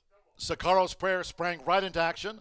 El Payasito with an early push. To the inside, God and Luck has come out running in 3rd. On the outside is Hard Luck Prayer, who's starting to gain. Unbridled Valor in the green running in 5th. Mike's Trump Card is a wide 6th. Little Chance running in 7th. Lover's Trap is 8th with Kramer running in 9th. Then to the inside comes Get In Weird Austin, who's second to last. And wide Powerful Justice trails the maiden sprint as they round the far turn that way. 3 furlongs to go, and it's Socorro's Prayer blazing the trail. The opening quarter, 22.02 as these leaders come toward the quarter pole, aiming for Socorro's Prayer. With Alberto Burgos, Socorro's Prayer leans past the quarter pole. From El Payasito coming with a bid. Hard Luck Prayer in the purple cap straightened away in 3rd. With toward the inside, Lil Chance. The half mile as they come through the final 3/16 was 45.43. Socorro's Prayer staring at a final 16th. Still holds a 3-length advantage over on the outside. Hard Luck Prayer, who continues to come home well. Hard Luck Prayer on the outside for Andres Ulloa. Hard Luck Prayer to get and beat Socorro's Prayer. El Payasito was 3rd, then Get In Weird Austin, and Mike's Trump Card.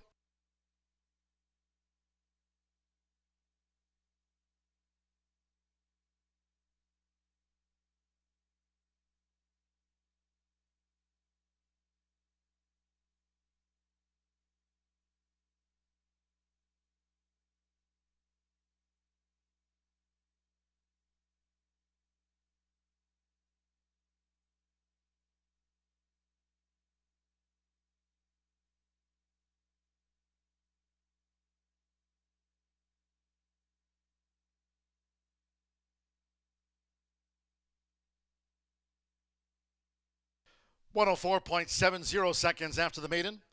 104.70. The judges calling for a win photograph. 5-1 on 9. Hard Luck Prayer over 7-5 the 10. Sakaro's Prayer. Hard Luck Prayer will beat home Sakaro's Prayer. 7-1. There's 2 El Payasito third. Fourth photo between Getting Weird Austin and Mike's Trump Card. God and Luck, little chance we're the next two together. 104.70. Stand by for the order from the judges.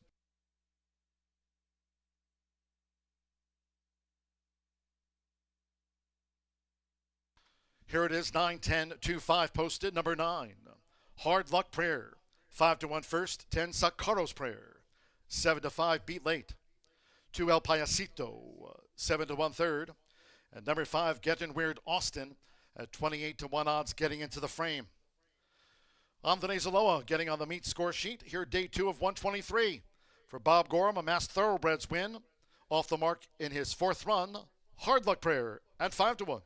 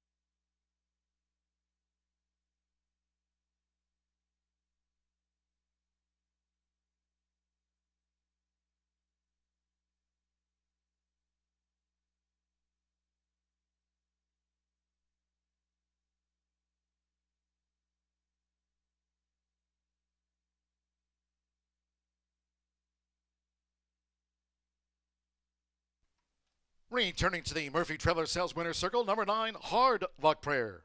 With Andres Aloha. Hard Luck Prayer is a 3-year-old big gelding by Prayer for Relief out of Fancy Pants by Pollard's Vision. Bob Gorham trains for Masked Thoroughbreds LLC of Henry Mast. Horseshoe Indianapolis congratulates the winning connections of Hard Luck Prayer out to the maiden ranks today.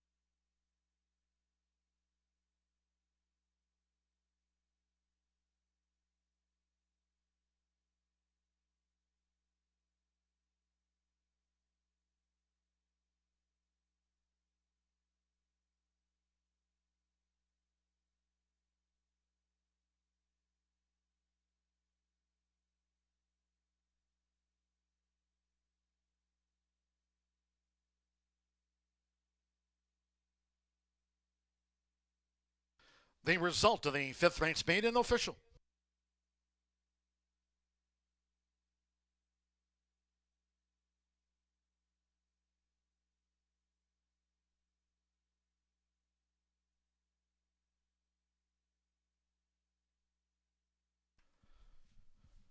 The 9-10 exacta returned $38.40. Getting Weird Austin was 4th. 10-cent superfecta. 9-10-2-5 paid $181.69. 50-cent trifecta. 9-10-2, $104.25. 5-9 double paid $53.40. Pick 3 on races 3, 4, and 5, capped off by Hard Luck Prayer, $28.55. The $1 early pick 4 out of 4, paid $553.80. And here's the result of the 50-cent early pick 5, featured daily on the first of the day. 5 of 5 returned $1,140.90. In the maiden sprint, favorite second. All 11 ran 104.70 seconds. 23 minutes away, race 6 is next on a 9-race docket in the state bred sprint. No changes, all 8 run. Exacta, trifecta, superfecta. The first 10-cent grand high 5, pentafecta. Wager featured on the day. It starts another rolling double in pick 3. Post time will now be at 4:53.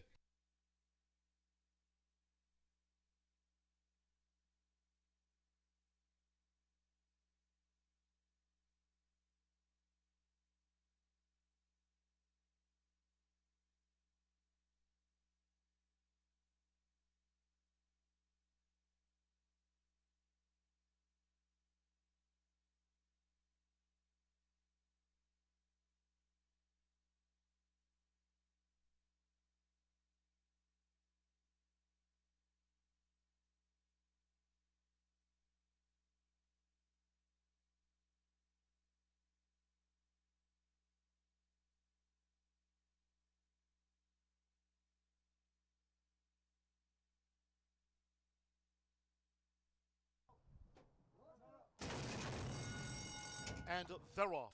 Sicaro's Prayer sprang right into action. El Payasito with an early push. To the inside, God and Luck has come out running in third. On the outside is Hard Luck Prayer, who's starting to gain. Unbridled Valor in the green running in fifth. Mike's Trump Card is a wide 6th. Little Chance running in 7th. Lover's Trap is 8th with Kramer running in 9th. Then to the inside comes Get In Weird Austin, who's second to last, and Wide Powerful Justice trails the maiden sprint as they round the far turn that way. 3 furlongs to go, and it's Sicaro's Prayer blazing the trail. The opening quarter, 22.02, as these leaders come toward the quarter pole, aiming for Sicaro's Prayer. With Alberto Burgos, Sicaro's Prayer leans past the quarter pole. From El Payasito coming with a bid. Hard Luck Prayer in the purple cap straightened away in third. With toward the inside, Lil Chance. The half mile as they come through the final 3/16 was 45.43. Sicaro's Prayer staring at a final 16th. Still holds a 3-length advantage. Over on the outside, Hard Luck Prayer, who continues to come home well. Hard Luck Prayer on the outside for Andre Zuloa. Hard Luck Prayer to get and beat Sicaro's Prayer. El Payasito was third, then Get In Weird Austin, and Mike's Trump Card.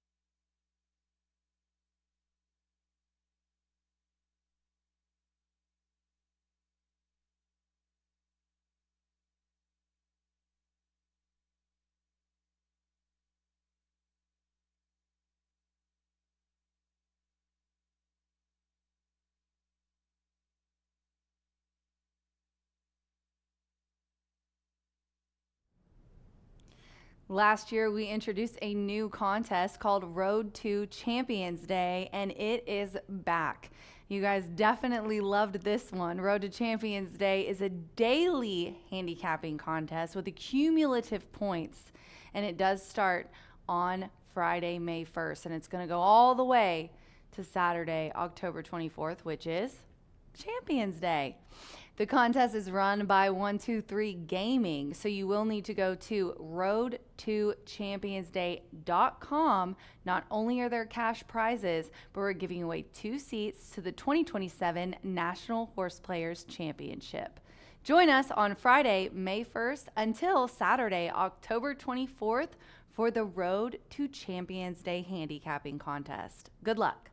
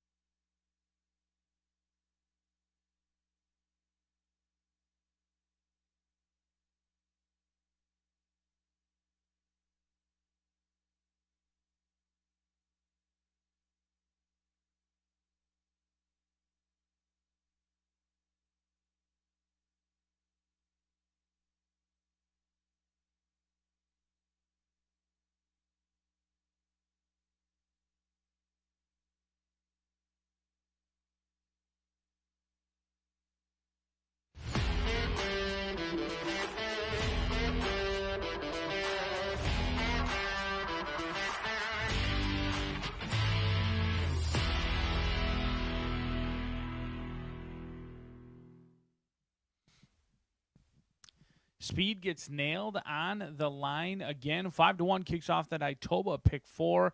We've got rolling pick 3s. That $5 minimum double will begin in race number 7. Pick 3 indicator maybe later on in the season you might even see this late pick 3 become a $3 minimum with a low takeout of 15%. But that's not here quite yet. Currently 50-cent pick 3s, rolling pick 3s that fit your fancy as we're 9 minutes away from race number 6 in here. No scratches or changes to be reported. 8 of them going that 5.5 furlong distance. Many of them off of a long layoff despite this allowance purse in here, just over $40,000 as well. Let's take a look at this field. I do fall into the favorite. I think Silver Sterling's the quickest of this group. Quick, but we'll see if this one can see it out after the long layoff. Hasn't been seen since November 3rd of last season. Has gone off favored in the last 3 starts and run first, second, and third. Looks like they will go off favored yet again in here. 4 straight favoritisms for Silver Sterling. The good-looking gray son of Europe has banked $66,000. 2 wins, 2 seconds, and 2 thirds, and he's got one way to go on the lead. Speed is his game. I don't think he necessarily needs it, but he is absolutely on his A game when he's playing Catch Me If You Can. It should be noted that Sammy Bermudez has been aboard him in each and every start, and he's not today. Joshua Morales is going to be calling the shots. Meanwhile, Sammy will ride Mama's Wish at 8-1. Make what you want of that, but I did find that unique. This is a horse who only has 2 workouts here at Horseshoe Indianapolis, but both of them have been blazing in the morning. I usually don't pay attention to how fast a horse works, but it does jump off the page when you're going 3 furlongs and putting up 35 breezing. And then we don't see very many go 46 breezing here at Horseshoe Indianapolis. Best of 15 on March 26th. Are those 2 works enough to ensure fitness? Tony Cunningham thinks they are in this spot. Currently 3-2. I think Joshua Morales can get this one out and play Catch Me If You Can on the front end, but he is kind of one pace in that 8th pole or so. So I'm looking for him to be clear if he's going to be winning this race at the top of the lane. If not, we better saddle up because another one might be coming down the pike like What Now Daddy for John Herron and Gutierrez. This is another horse who's off the layoff. Does also have 2 workouts, but both of them being the 4 furlong variety versus the 3 furlong bullets. 48 and change, and then 47 and 2, second best on March 25th. A horse who was tested not only at the sprint distance, but also ran very well last year later on in the season, going around 2 turns. Now that's a great sign for John Herron as he owns and trains this 4-year-old with What Now Daddy, who can both sprint and go around 2 turns. I think Herons has to be pleased with what he's seen since claiming this one for $20,000. Has always runs protected again today. You don't see too many state-bred horses at the non-winners of 2 condition being claimed for 20. Unfortunately for the connections, they dove in for 20 and they lost that condition. That was fairly unexpected. When they got that second win, they did win at 5-1. Another horse who likes to be on the engine, but I do think he can rate. He can sit just off the speed, and if for whatever reason Silver Sterling doesn't make the break, What Now Daddy could find himself on the front end with the 5-pound apprentice, 7-1. A great value player in here, but speaking of value, how about Concho's Prayer? Now, I'm going to warn you, this is a horse that's currently 13-1. You hear all the time on social media, oh, look at the odds drop, look at everything drop. I'm just telling you right now, you're not getting anywhere near 13-1. In fact, you're not getting anywhere near double digits on this horse. Likely to go off well below the morning line. So I don't want to hear it if, oh my gosh, he loaded at 10-1 and he went off at 4-1. It's there. It's there to be seen. This horse is played in the doubles and the pick 3s, and it's very obvious that this horse is going to take some action, and right now he's a big overlay. Tim Eggleston had himself a banner meet. He also had himself a good winter. A lot of people shacked up for the winter. Some of them come in with misleading win percentages. Not Tim. He just continued his winning ways, winning at 23%. Donning the silks of 5-1-4 Racing. Evan Roman going to be calling the shots in here. Concho's Prayer, only a one-time winner, but he's taken on other horses in here that have won some of them 2 races in the past. So it's a unique spot. It's an allowance race. Running protected. This is a horse who's been at the claiming ranks in the past. On his best game, he likes to be on the front as well. He has had some gait issues in the past. Hopefully he gets corrected at 4 years old, figuring things out both physically and mentally, but drawing the outside has to be a good sign. I'm sure the connections love where they are favorably drawn to the outside of some of the other speed. They do not need the lead, but they will be prominent early in this race. There may be 8 going to the gate, but it is a wide open event as we kick off rolling daily doubles, pick threes, and don't forget pentafecta action. 10-cent grand high 5 pentafecta. No, it is not a jackpot. All you got to do is get the first 5 finishers right. And get this, we won't even make you figure out the first 8 finishers. Only 5 for the pentafectas. The riders getting the leg up. We're 5 minutes away from figuring out if they listen to instructions or not.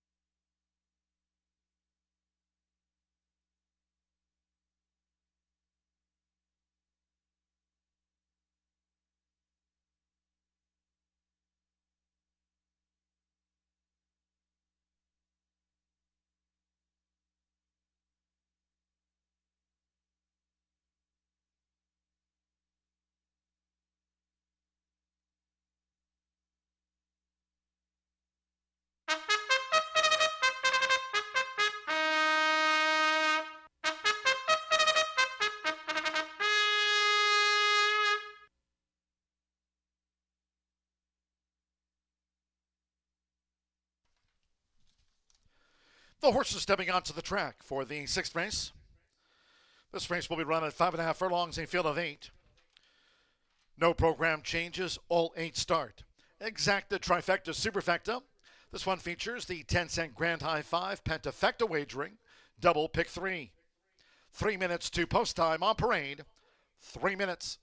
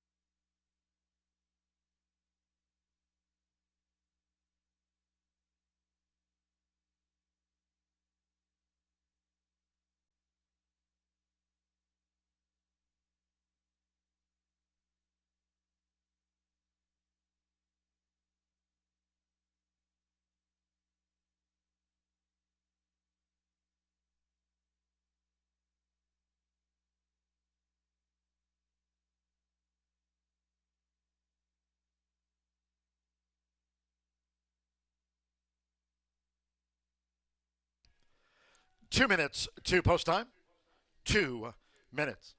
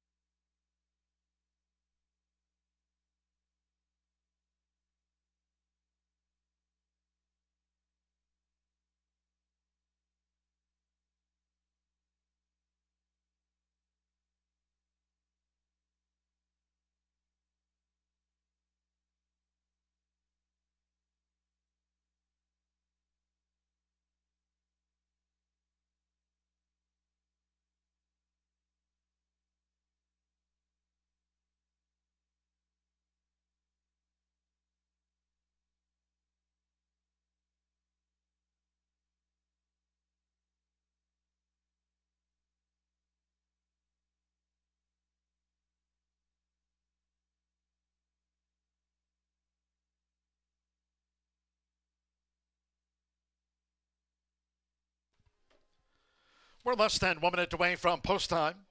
Less than 1 minute.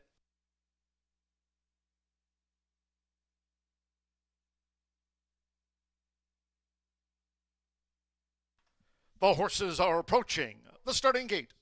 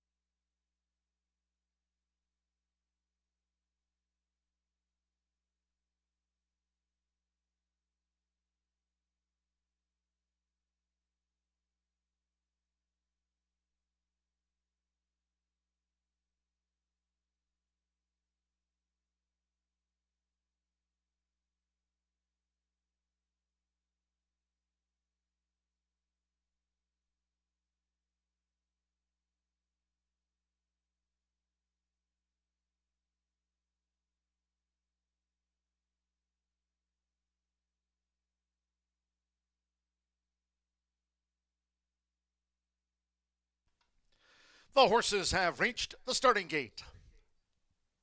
It is now post time. Luis Perez, Covert Kid, the first Indiana bred to take his position in the starting gate, loading up. Fernando de la Cruz with Catch a Night Train has joined Covert Kid. Samuel Bermudez with Mama's Wish. Jose Gutierrez, What Now Daddy, Went and Well. Irving Moncada with Got a Notion to Drink. 4 to 5 favorite. Here's Silver Sterling. First run of 2026. Josh Morales for Tony Cunningham. Silver Sterling went in okay. 2 back. Alberto Burgos with You Are Not the Father, so stand by. At 5.5 furlongs, one more Indiana bred. Evan Roman with Concho's Prayer. All in line. They're off. Silver Sterling, Mama's Wish out to the early lead. Toward the inside, here's Catch a Night Train, who's going for an early bid. And right there, What Now Daddy, part of a mad dash, making this run toward the half-mile pole. With, toward the inside, Catch a Night Train, who's emerged just in front for Fernando de la Cruz. Catch a Night Train from the rail, narrowly. What Now Daddy, Silver Sterling up with them. Mama's Wish is running in 4th as they round the far turn with 3 furlongs to go. Concho's Prayer is next in 5th. Covert Kid running in 6th. We're racing 4 clear from Got a Notion to Drink and Beaten for Pace. You Are Not the Father trails the State Bred Sprint. The opening quarter was 22.11 seconds past the quarter pole. Silver Sterling joins Catch a Night Train and What Now Daddy. Here come the Hoosiers with Joshua Morales. It's Silver Sterling. Silver Sterling making his 5-year-old seasonal bow, and he's going gray neck and neck with Catch a Night Train toward the inside, who battles on for Fernando de la Cruz. Catch a Night Train just told Silver Sterling. Then on the outside, closing Got a Notion to Drink. Catch a Night Train prevails over Silver Sterling. Got a Notion to Drink joined them at the finish. Concho's Prayer finished 4th.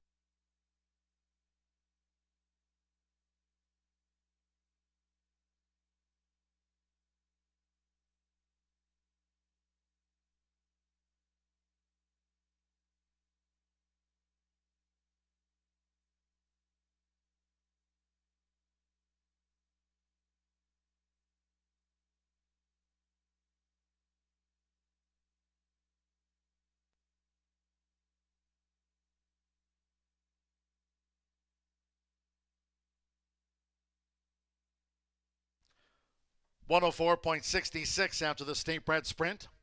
1.378 down the 4 gets into the frame for the Pentafecta 1. Catch a Night Train, 8-1 first. 3 Silver Sterling, even money. Favorite the runner-up, both making their seasonal bows. 7 Got a Notion to Drink. 12-1 third, first up in 2026. 8 Concho's Prayer, 5-2 fourth. You Are Not the Father, 5th. Fernando de la Cruz posted a hat-trick of wins here on the opening day card for Randy Klopp. They team here for Space Stable, Catch a Night Train back in 2026 with an 8-1 win.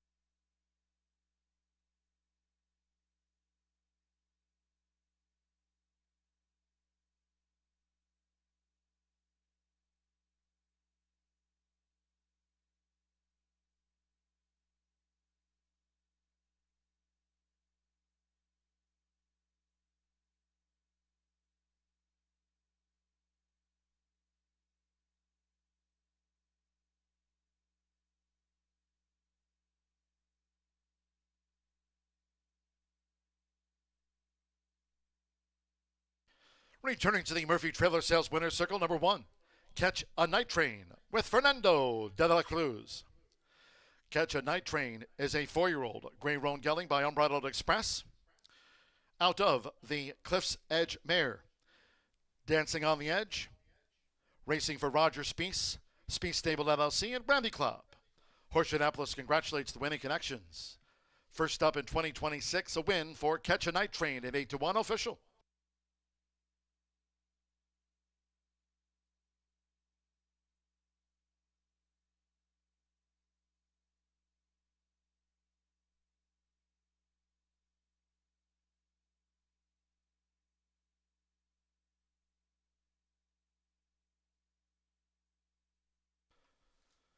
The 1-3 exacta paid $49.20.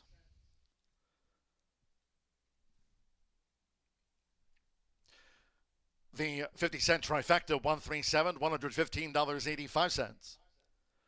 9-1 double paid $171.60. 50-cent pick 3 on races 4, 5, and 6, capped off by Catch a Night Train, returned $131.90. Concho's Prayer was 4th. 10-cent superfecta, 1378 paid $84.08. You Are Not the Father was back in 5th for the 10-cent pentafecta, 13784. The 10-cent Grand High Five returned $246.32. And the State Bred Sprint, favorite second today, all 8 ran, 104.66 seconds. 20 minutes away, race 7, our next port of call. Scratch 1, Sound Doctrine. Take out the 13, Hilarious Affair. Scratch 1, Sound Doctrine, and the also eligible 13, Hilarious Affair. Number 2, Optimal Courage, the 20-time winner, will be ridden by Marcelino Pedrosa Jr. Has a couple of wins on the day. Marcelino Pedrosa Jr. rides 2, Optimal Courage. He's a 20-time winner. Number 7, Hunter Town. A jockey change here to Santo Sanjor. Santo Sanjor will ride the 6-year-old 6-time winner, the 7 Hunter Town. Scratch the 1 and the number 13 from the race card. Exacta Trifecta Superfecta. 10-cent Grand High Five, another Pentafecta featured on the day. Starts our final 50-cent rolling pick 3. Sprint is the first leg. New wager for this year, the $5 last call, late double. Post time 5:23.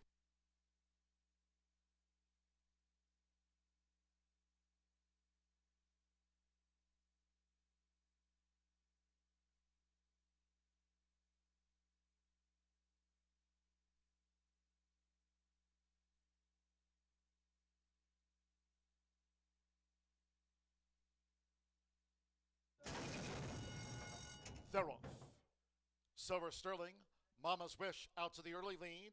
Toward the inside, here's Catch a Night Train, who's going for an early bid. And right there, What Now, Daddy? Part of a mad dash, making this run toward the half-mile pole. With, toward the inside, Catch a Night Train, who's emerged just in front for Fernando de la Cruz. Catch a Night Train from the rail, narrowly. What Now, Daddy? Silver Sterling up with them. Mama's Wish is running in 4th as they round the far turn with 3 furlongs to go. Concho's Prayer is next in 5th. Covert Kid running in 6th. We're racing 4 clear from Got a Notion to Drink and Beaten for Pace. You're Not the Father trails the State Bred Sprint. The opening quarter was 22.11 seconds past the quarter pole. Silver Sterling joins Catch a Night Train, and What Now Daddy? Here come the Hoosiers with Joshua Morales. It's Silver Sterling. Silver Sterling making his 5-year-old seasonal bow, and he's going Gray neck and neck with Catch a Night Train toward the inside, who battles on for Fernando de la Cruz. Catch a Night Train just told Silver Sterling. Then on the outside, closing Got a Notion to Drink. Catch a Night Train prevails over Silver Sterling. Got a Notion to Drink joined them at the finish. Concho's Prayer finished for.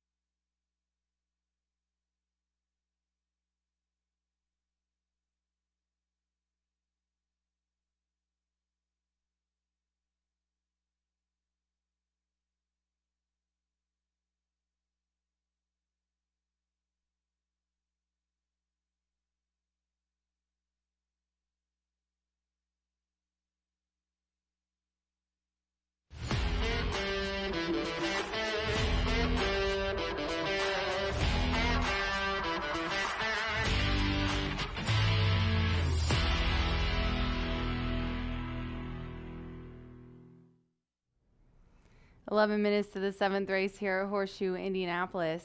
Race 7 is a claiming event for 3-year-olds and up. It's open company, 12.5, 6 furlongs on the main track. The 1 and the 13 are out of here.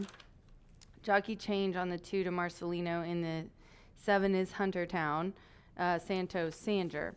I'm going to go on top with the 12. It's the 6-5 favorite, Delta Tai Chi. This one has some recent form, and honestly, there's quite a few in here that have ran at Turfway and haven't been off like my others, and this is one of them. I mean, when you look at where this horse was claimed to back for 7,500 at Turfway on Valentine's Day and my son's birthday, he romped by 9, then moved up to claiming for 15 and just got beaten ahead. So you would kind of common sense says, let's find a race in between the 7-5 and the 15, and that's what we have here with the 12-5. I think that thought process, this Delta is going to be a tough one in this group, as well as getting back to dirt. Both of those races were on poly, even though they were good.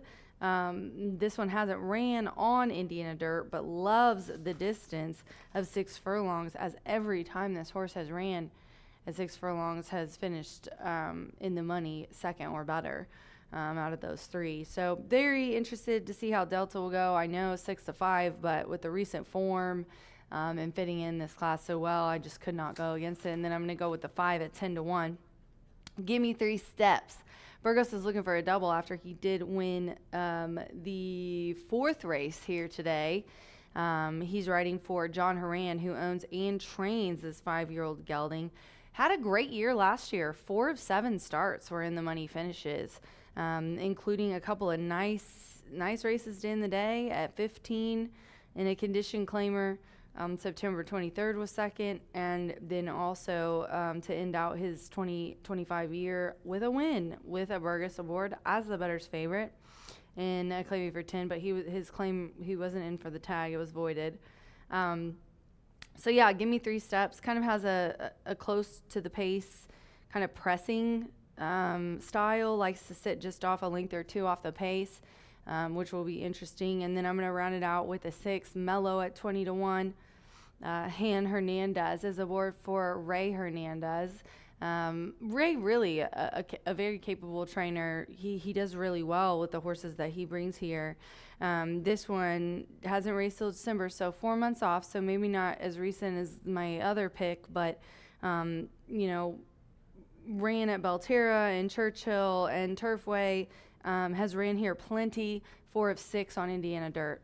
But I've got a long shot for you from, well, I don't, but AI Allen does. So without further ado, let's send it to AI Allen to see what his selection is in race 7. Thanks, Rachel. Race 7 at Horseshoe Indianapolis today is shaping up to be a thrilling contest with a hot pace scenario, meaning horses with strong late pace ratings and mid-pack or closer running styles might have an advantage, as the early leaders could tire out. Given the pace scenario, number 4 Go Bali Go stands out as the top pick to watch. His closer style and strong late pace rating make him a compelling choice for a race that favors those who can finish strong. Powered by DRF, I hope to provide you with greater insight in the contests happening here at Horseshoe Indianapolis.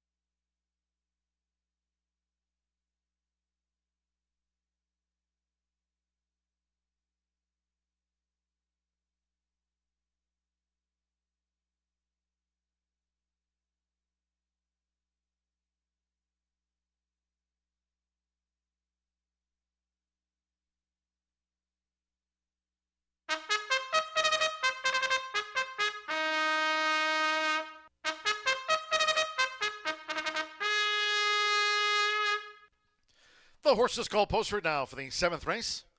This sprint over the 6 furlongs, a field of 11. Scratch 1, Sound Doctrine, and take out the also eligible 13, Hilarious Affair.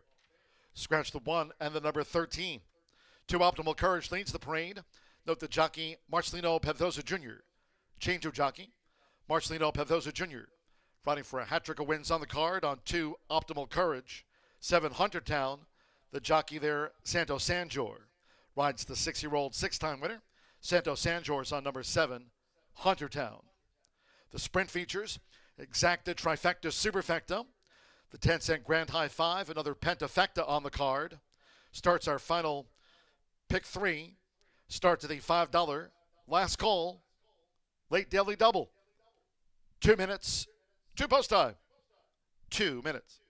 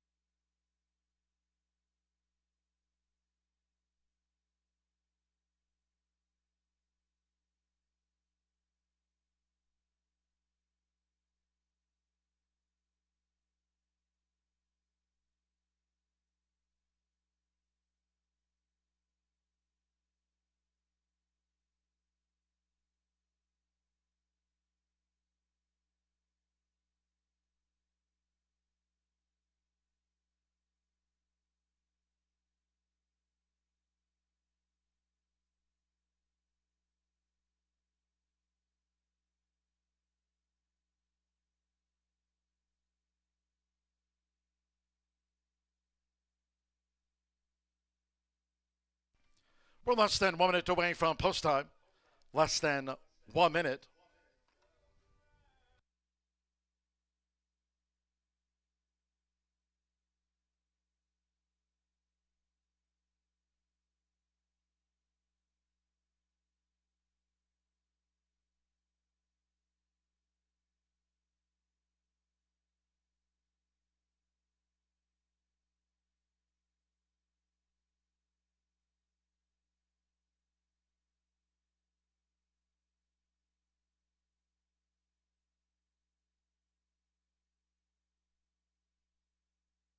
The horses are approaching the starting gate.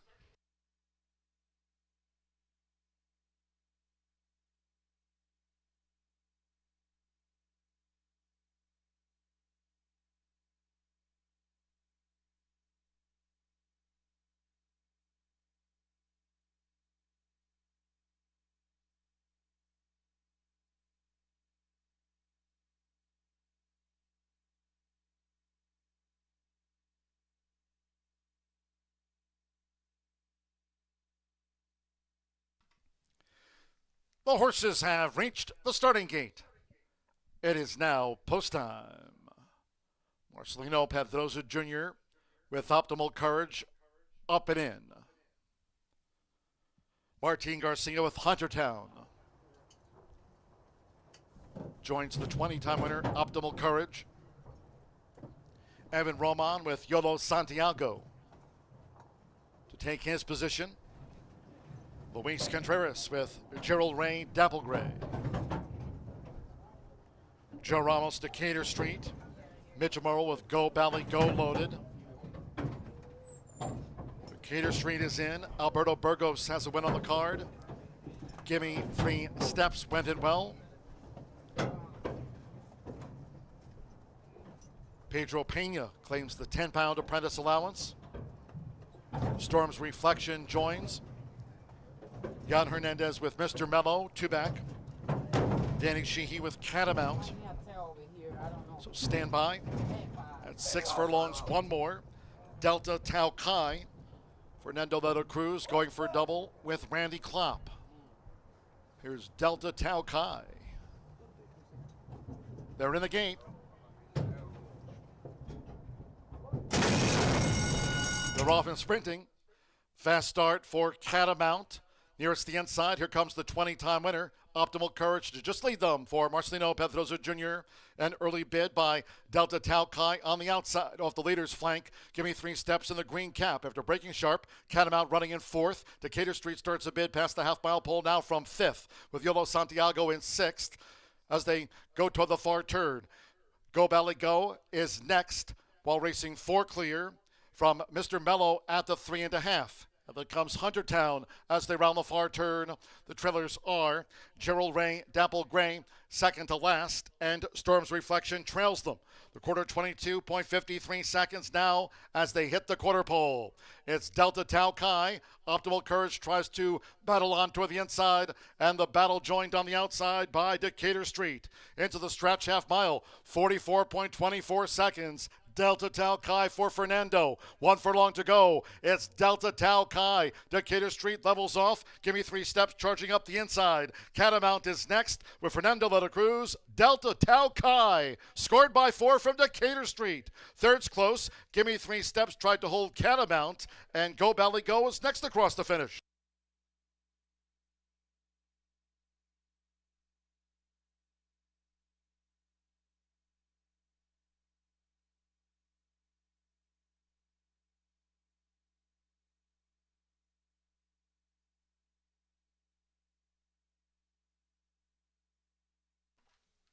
(109.58) after the running of race 7. 109.58 seconds. 12-9. The judges have called for a show photo. Stand by for the 5th of the Pentafecta. 12. Delta Tau Kai. 7-5 favorite home over 9 Decatur Street. 8-1 on the runner-up. Stand by for the 3rd, 4th, and 5th of the Grand High 5. Delta Tau Kai. Decatur Street at 8-1. 5 Gimme 3 steps with Catamount, Go Bally Go. Yolo Santiago and Optimal Courage followed them home. Double for Fernando Leto Cruz. Randy Klopp, 5th of the season after a couple of days. Delta Tau Kai, 7-5 winner.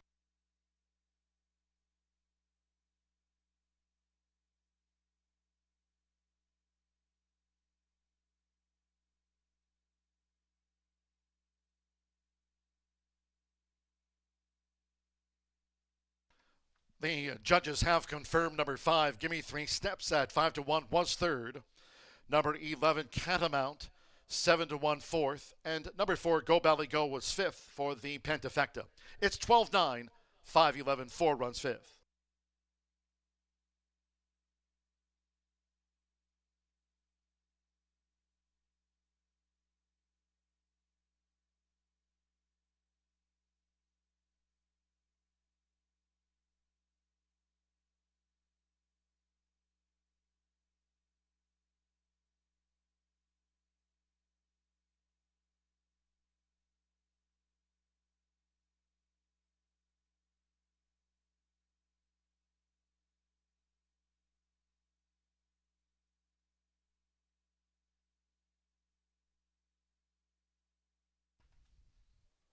Returning to the Murphy Trailer Sales Winner's Circle, number 12, Delta Tau Kai. Riding double for Fernando de la Cruz. Delta Tau Kai is a 7-year-old. Big gelding by Practical Joke. Out of April Snow by Candy Ride. Double on the card for Randy Klopp. 5 for the meet after a couple of days. Trains Delta Tau Kai for Grant Turner and Charles Turner. Horseshoe Indianapolis congratulates the winning connections of Delta Tau Kai. Sprints to a win at 7-5.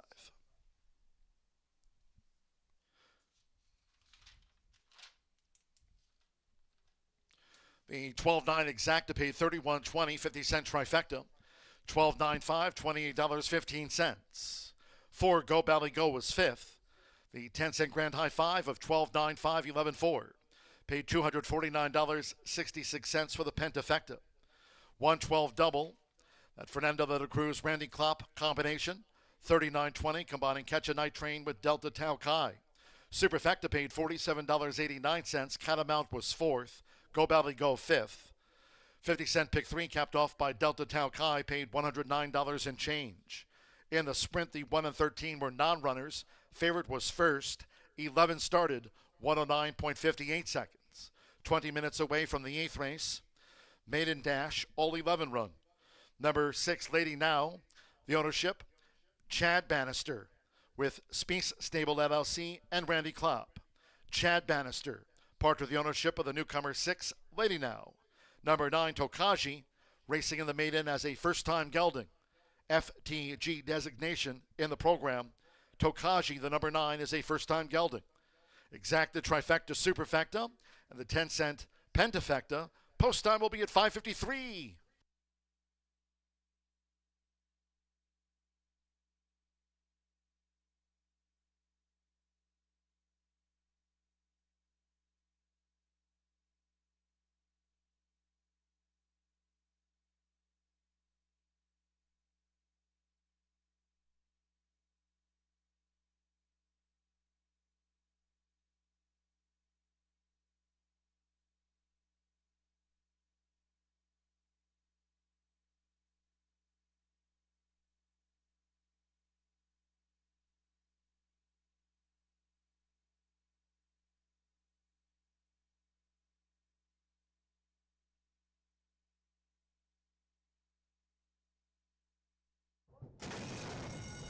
They're off and sprinting.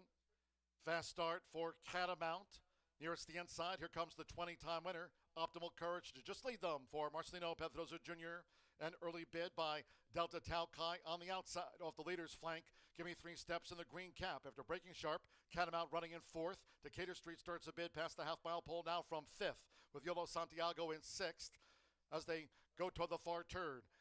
Go Valley Go is next while racing 4 clear from Mr. Mello at the 3.5. And then comes Huntertown as they round the far turn. The trailers are Gerald Ray, Dapple Gray, second to last, and Storm's Reflection trails them. The quarter 22.53 seconds now as they hit the quarter pole. It's Delta Tau Kai. Optimal Courage tries to battle on toward the inside, and the battle joined on the outside by Decatur Street. Into the stretch half mile, 44.24 seconds. Delta Tau Kai for Fernando. 1 furlong to go. It's Delta Tau Kai. Decatur Street levels off. Give me 3 steps charging up the inside. Catamount is next with Fernando de la Cruz. Delta Tau Kai. Scored by 4 from Decatur Street. Third's close. Give me 3 steps. Tried to hold Catamount. And Go Valley Go is next across.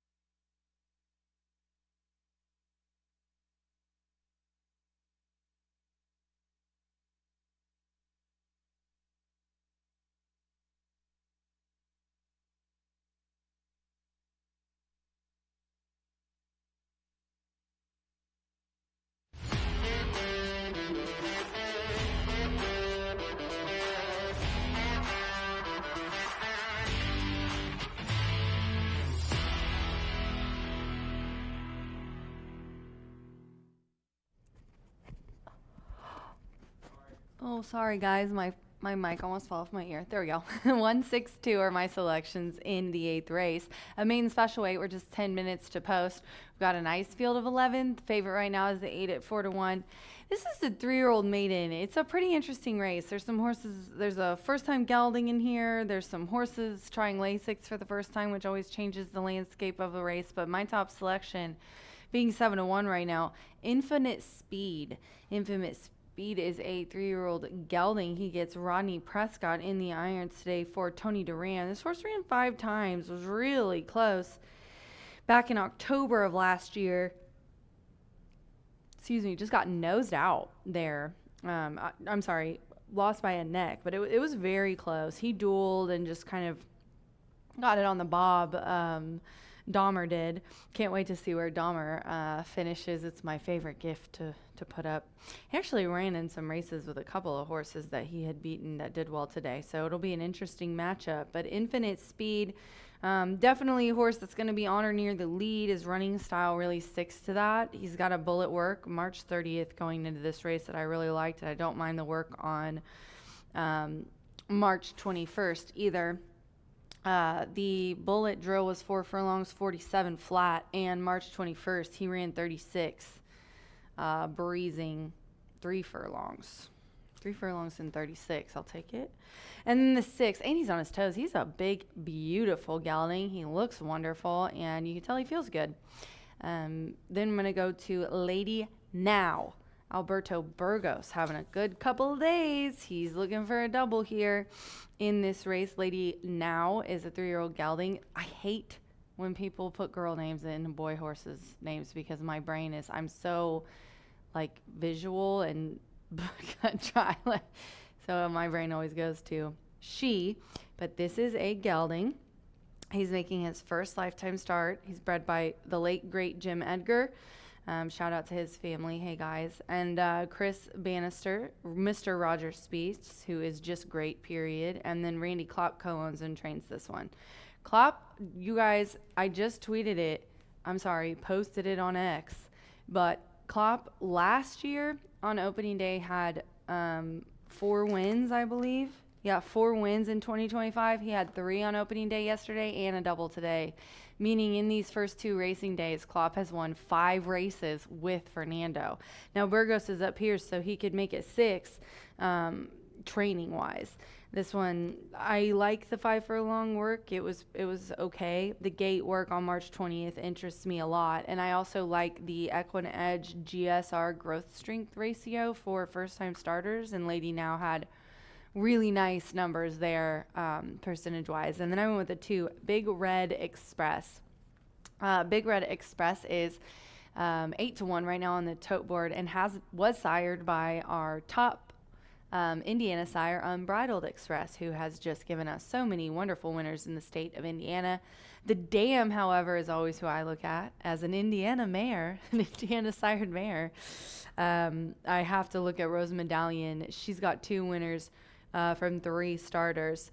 And also this one should like the sprint distance. He's a cute little guy. I mean, he really is, but he's dappled out and he looks good and he's kind of compact. I think he does look like he's bred to be real quick, good turn of foot.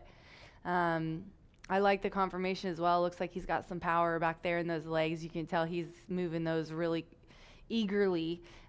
His ears are pricked and you can just tell that horse feels good today. Dappled out and really nice. So Big Red Express is who I'm going to go with, and I'm really rooting for Gennaro. He's 2 away from 1,000 wins, so he's not going to get it today, but he could get 1 closer and make me really sweat it out on Tuesday. Marcelino, obviously having a wonderful day. He's had a double, looking for the hat trick here on my 2. 1-6-2 here for me in this very interesting maiden race. It is our last thoroughbred race, but don't worry. Stick around because Martha has some really nice horses to talk to you about in the last race here at Horseshoe Indianapolis for our quarter horses. Good luck.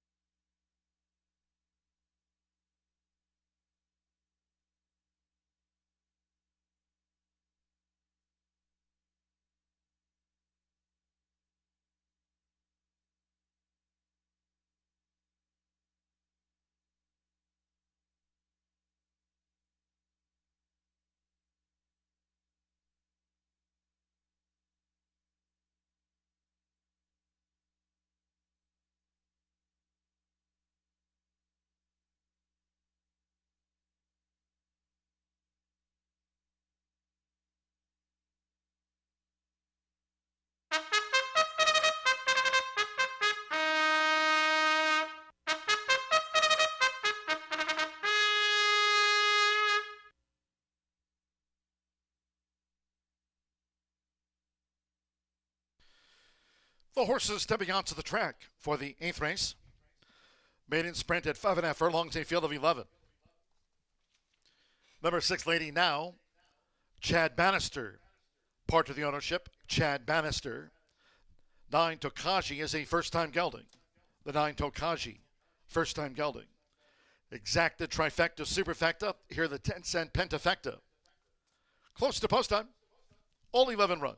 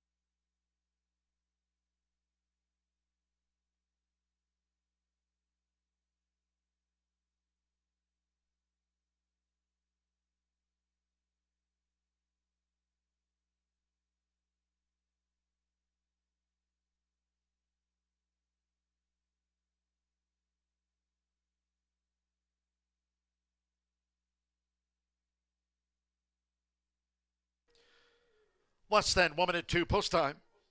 Less than 1 minute now.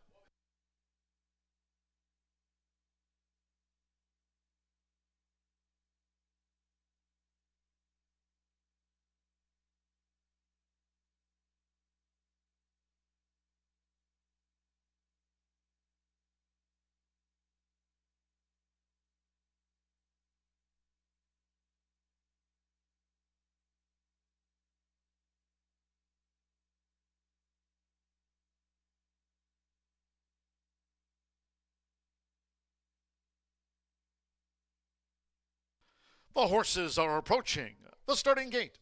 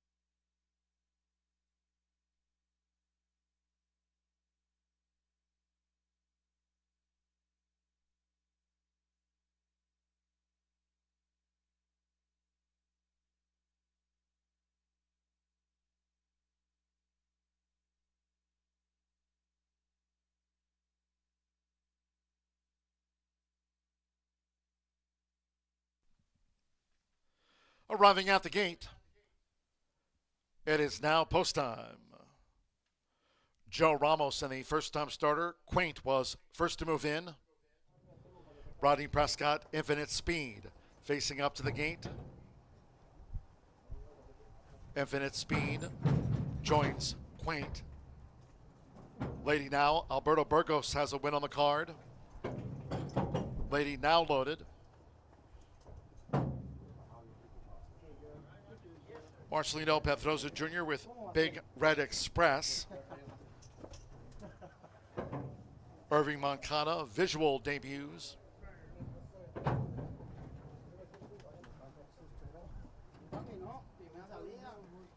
Joshua Morales, Tokaji to post 9. Tainted Justice, Andre Zaloa on the Wednesday score sheet. Second day of this 123-day meet at Horseshoe Indianapolis, loading up. Jose Gutierrez, Fool's Jester in.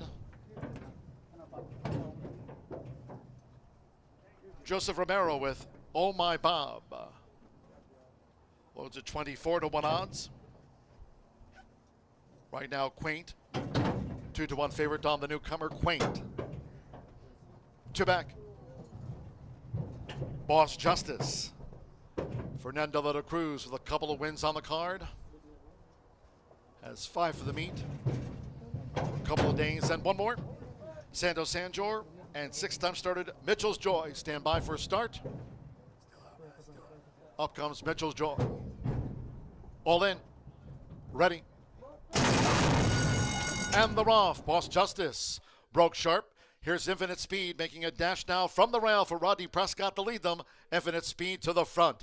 Lady Now in the maroon cap chases the pace. After a sharp start, Boss Justice running in third. Mitchell's Joy in fourth. To the inside, Big Red Express in fifth. Fool's Jester is sixth, going past the half-mile pole. And only break two nearest the inside. Tainted Justice, who comes through with a bid inside of Oh My Bob, with on the outside Visual. Farther out is Tokaji as they round the far turn. And the newcomer Quaint trails the maiden sprint. The quarter fast pace on 22.11 seconds. Infinite Speed leads them past the quarter pole from Boss Justice with a black cap.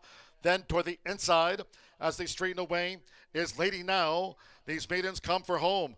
Through the final quarter of a mile, it's Infinite Speed who leads with the rail and has come clear by 5 from Boss Justice, with on the outside, Mitchell's Joy inclined to lug in. Lady Now flattens out. Fool's Jester, and on the front side, Visual mounting a late charge, but with Rodney Prescott, Infinite Speed sailed home by 8. Mitchell's Joy was second, Fool's Jester third, Visual fourth, and Boss Justice was next from Tainted Justice, then Lady Now and Oh My Bob.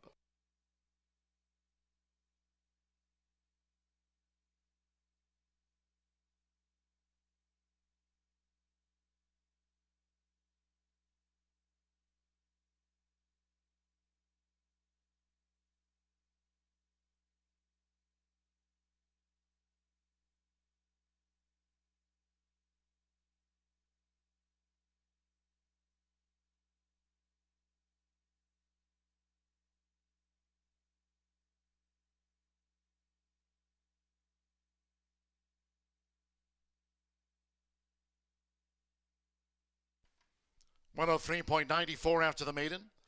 1:11:10:7 and the 5 runs fifth in it. 1 Infinite Speed, 3-1 first, 11. Mitchell's Joy, 22-1 on the runner-up. 10 Fool's Jester, 10-1 third, 7 Visual, 10-1 fourth, and number 5, Boss Justice, was fifth. 1:11:10:7 5. Tainted Justice Lady now were the next two. Here's Oh My Bob, length and a half to Tokaji.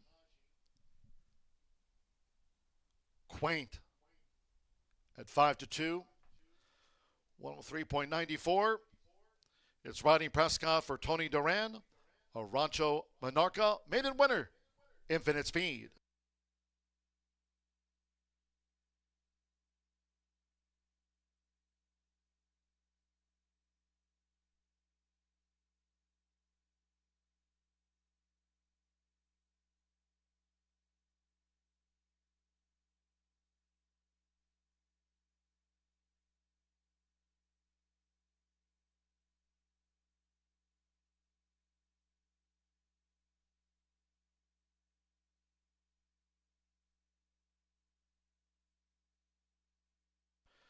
Returning to the Murphy Trailer Sales winner circle, the 1, Infinite Speed, with Rodney Prescott. Infinite Speed is a 3-year-old big gelding by Sombeye. Out of Infinity of Humor by Got the Last Laugh. Racing 4, breeders and owners, Kathy and Tony Duran's Rancho Monarca LLC. Horseshoe Indianapolis congratulates the winning connections of the Rancho Monarca homebred Infinite Speed out to the maiden ranks. Official.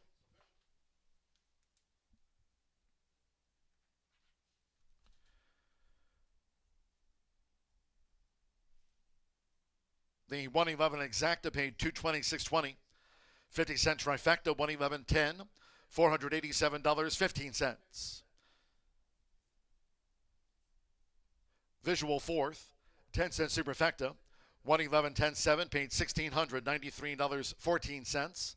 50-cent pick 3, $66.05. The $1 Itoba late pick 4, 4-4, $1,128.60. Results and prices after the maiden sprint. The $5 last call double, 12-1 paid $120 even. The 50-cent late fire 5, 5-5 for $1,752. There will be a 10-cent grand high 5. That'll be a pentafecta carryover onto Tuesday's card when live racing resumes. $5,048. That'll be a Tuesday pentafecta carryover. 103.94 after the maiden sprint. One more. Quarter horse maiden dash over the 300 yards. Fast track. Scratch the also eligible 11, Coltrane SM. Scratch the 11. The 5, Fave Streak and Cartel is a first-time gelding. 8 Flying Knockout 1, 2, 3 is 7 over. Exacta trifecta and the 10-cent quarter horse pentafecta. Wednesdays are for winning here all season long at Horseshoe Indianapolis. Today's $100 top prize winner in Racing Rachel's Warriors, Alan Combs. Congratulations, picking up the gold medal and the $100 top prize. $75 for Steve Wallace and Mary Miller, third in today's edition of Racing Rachel's Warriors.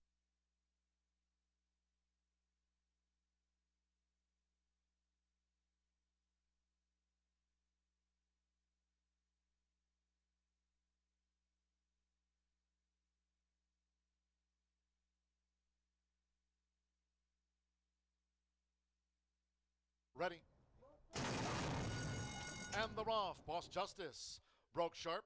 Here's Infinite Speed making a dash now from the rail for Rodney Prescott to lead them. Infinite Speed to the front. Lady now in the maroon cap chases the pace. After sharp start, Boss Justice running in third. Mitchell's Joy in fourth. To the inside, Big Red Express in fifth. Fool's Jester is sixth, going past the half-mile pole. And only Brink two nearest the inside. Tainted Justice, who comes through with a bid inside of Oh My Bob.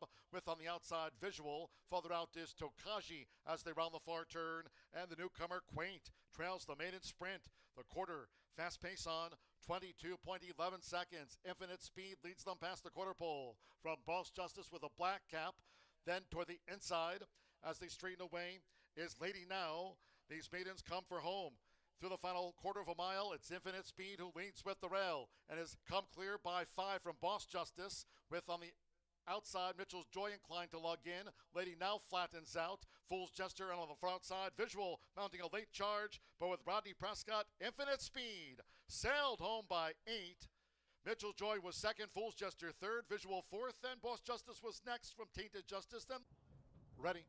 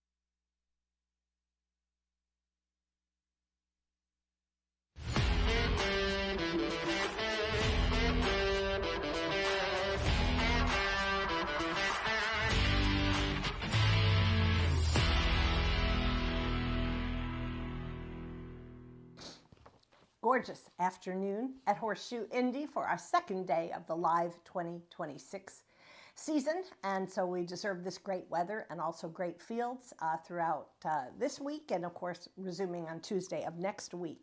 All right, we do have a quarter horse maiden coming up. But before I talk about some of my top selections, I would love to give a shout out to Tony Cunningham, who notched the first win, quarter horse win of the season yesterday with Watch for Estella. A very nice closing kick that was really impressive. You're going to see Tony in the winner's circle a whole bunch more. Now coming up, we do have a scratch of number 11, and that's Coltrane SM, but a nice full field of 10 going 300 yards, purse of 17,000. So my top choice is going to be number 1, Run, Don't Walk, very capable of giving Tony his second win in a row. This meet, this is a 3-year-old gelding by Apolitical Blood, making his Horseshoe Indy debut and joining the barn of Tony after competing last year at Los Alamitos in Southern California. Good bullet work here on March 24th, so settled in and hopefully ready for a start as the favorite from the rail. But, you know, Tony's had a lot of horses run from different distances throughout his storied career here, so keep an eye on that rail horse. Next we'll go to number 6, and that's MI Blood Token, one of 2 entrants, conditioned by last year's top dog, and that was Tim Eggleston. Won 51 races to kick off the 2025 season. It was unbelievable. Now this is a Utah-bred filly, also sired by Apolitical Blood. She made her last start in a futurity trial on September 6th at Sweetwater Downs. What's going to be interesting this year for me as a handicapper is for a couple of years we've had some good series of races at Sandy Ridge at the Red Mile. It was just before our meet, and those horses that had the debut there, which wasn't too far from here at Horseshoe Indy, transitioned beautifully. And there was a lot of horses, be it they run first, second, or third, they were hitting the board in their first start here. Now we got to look at horses from all over the country, and you're going to see a bunch of them today, and try and figure out which one is going to make the best adjustment to the Horseshoe Indy Oval. So anyway, we'll see the adjustments. I'll certainly try and keep you posted as best as I can. We'll go next to number 7, and that's Kissin' in Memphis, also making her first start at Horseshoe Indy after competing in Wyoming last summer, now in the barn of Jesse Vasquez, who trains this filly by Kiss My Hawks. And you know how I feel about Kiss My Hawks, so here I start right off the bat. Kiss My Hawks has already sired a Grade 1 winner this year at Remington Park, and his progeny earnings have already zoomed up to $17.4 million. So forgive me, but you know you're not going to hear me slow down on extolling the virtues of Kiss My Hawks this season. All right, so I had Coltrane SM in my top 4, but obviously scratched, so I'm throwing in number 2, and that's Send Me a Dynasty HG. Oklahoma-bred daughter of FDD Dynasty, now in the barn of Hector Sanchez, who actually was firing at 22% across the board last season. Pretty impressive. Francisco Quintero, I really like him. I like him as a rider. I think he's great. And he's riding for the Sanchez barn. He rode some really nice long shots earlier this year at Louisiana Downs, so don't look for him to slow down at all. All right, so I'm going 1, 6, 7, 2 for my top 4, but oh boy, yesterday, guess what our 10-cent Pentafecta wager paid? $618. Hello. So, so if you want to play today, I've got a long shot possibility for you, and that would be number 9, Nighty Moon. 20-1, trained by German Rodriguez. Definitely some long shot possibility, which you've got to have in there to be able to hit those big numbers. So that's it for today. Good luck to all in our finale, and we'll see you back on Tuesday.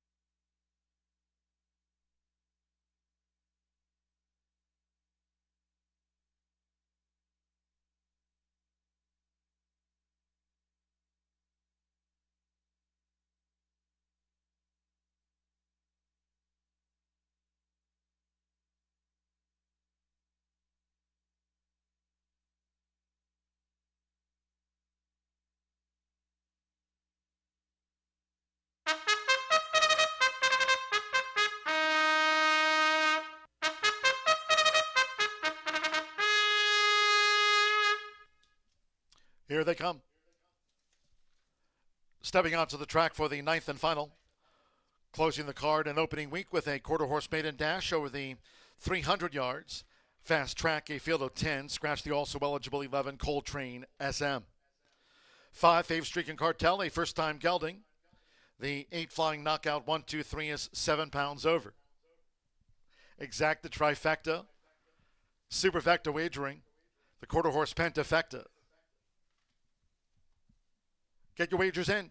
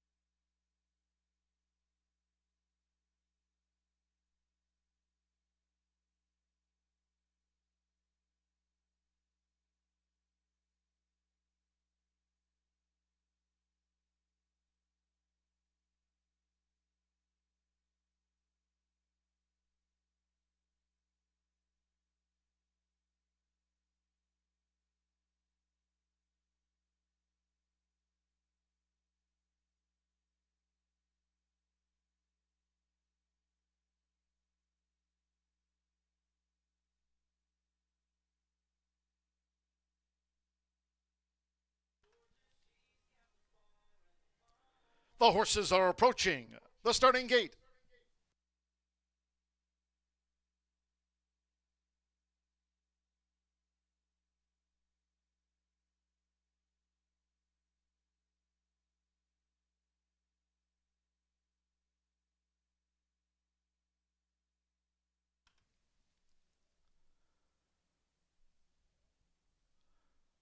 The horses have reached the starting gate. It is now post time. Danny Martinez, Run Don't Walk, uses a flipping halter. 6-5. The final favorite, Run Don't Walk. Samia Dynasty HG. Kissin' at Memphis. Loading up for the maiden. Me Blood Token. Will lead Tim Eggleston 2. AP Valiant Princess to take her position in the starting gate.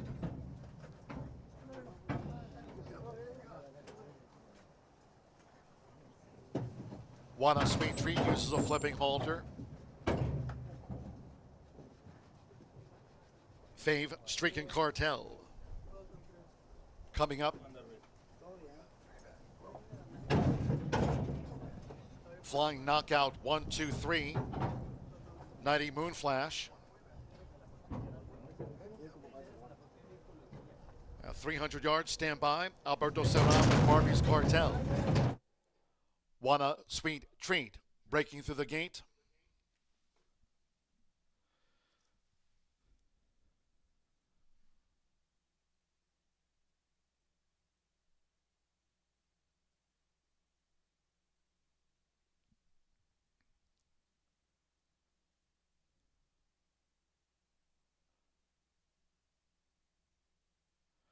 There's Wanna Sweet Treat. Being led back to the starting gate. 16 to 1 on Wanna Sweet Treat. Run Don't Walk at even money, the final favorite, Danny Martinez for Tony Cunningham.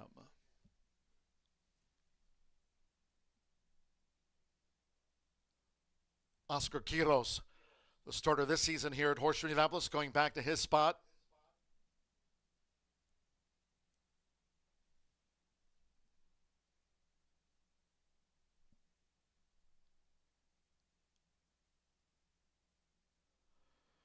.300 yards here for the finale. Wanna Sweet Treat reloads.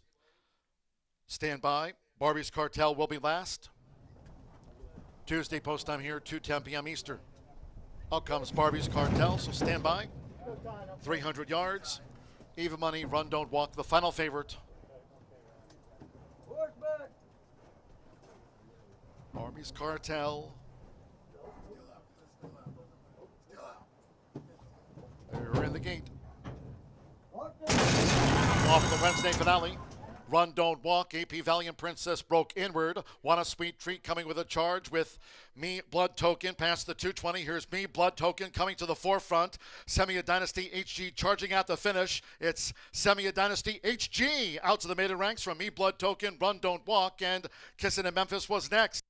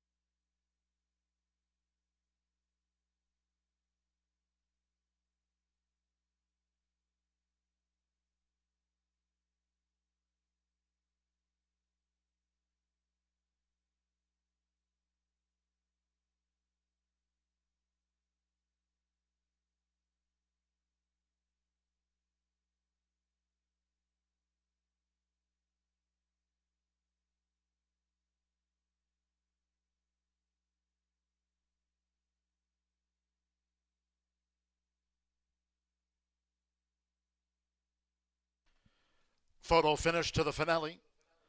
We're standing by for the run order from the judges. Hold all tickets.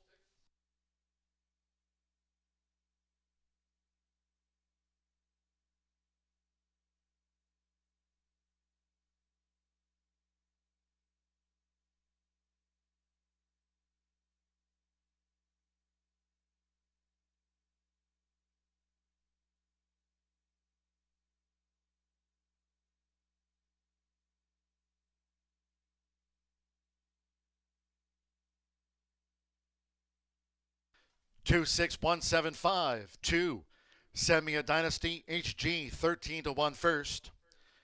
The 6 Me Blood Token 9 to 2 second. 1 Run Don't Walk at 4 to 5 third.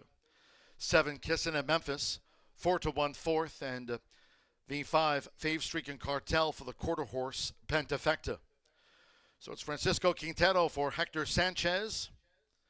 She gets off the mark in her 8th run. Semia Dynasty HG at 13 to 1 in.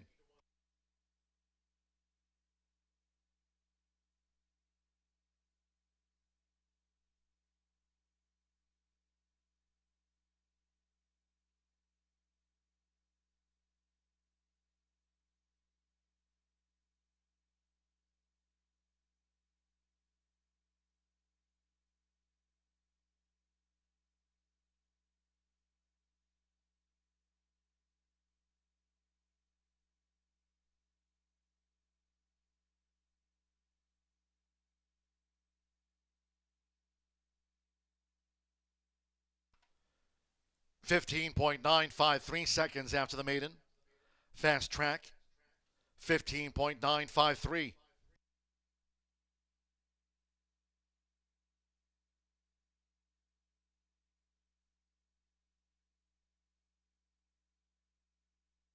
Result official.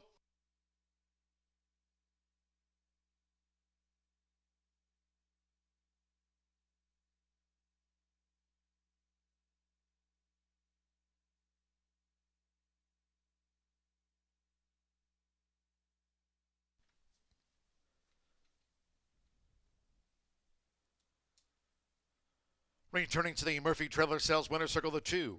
Send Me a Dynasty HG with Francisco Quintero. Send Me a Dynasty HG is a 3-year-old bay filly by FDD Dynasty. Out of Send Me This Wagon by PYC Paint Your Wagon. Hector Sanchez trains her owner Carlos Lopez Garcia. Horseshoe Indianapolis congratulates the winning connections of Send Me a Dynasty HG. She's out to the maiden ranks today.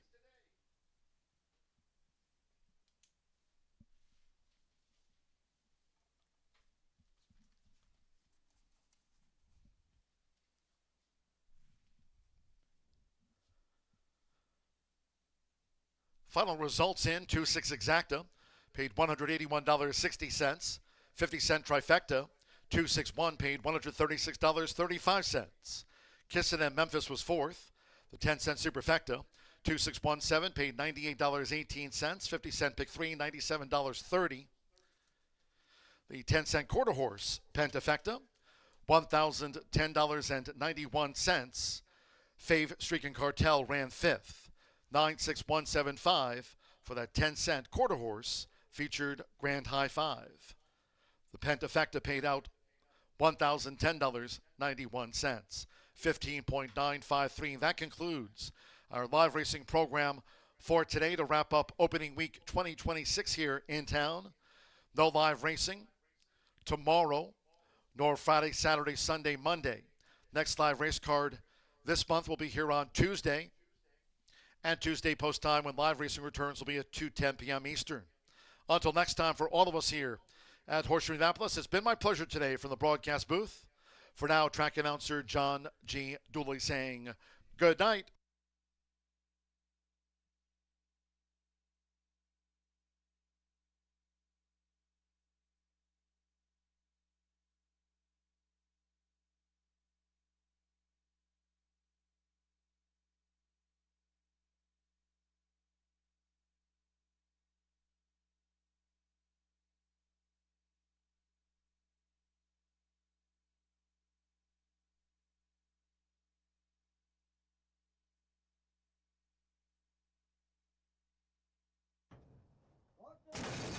Off the Wednesday finale. Run, Don't Walk. AP Valiant Princess broke inward. Want a Sweet Treat coming with a charge with Me Blood Token past the 220. Here's Me Blood Token coming to the forefront. Send Me a Dynasty HG charging out the finish. It's Send Me a Dynasty HG out to the maiden ranks from Me Blood Token, Run, Don't Walk, and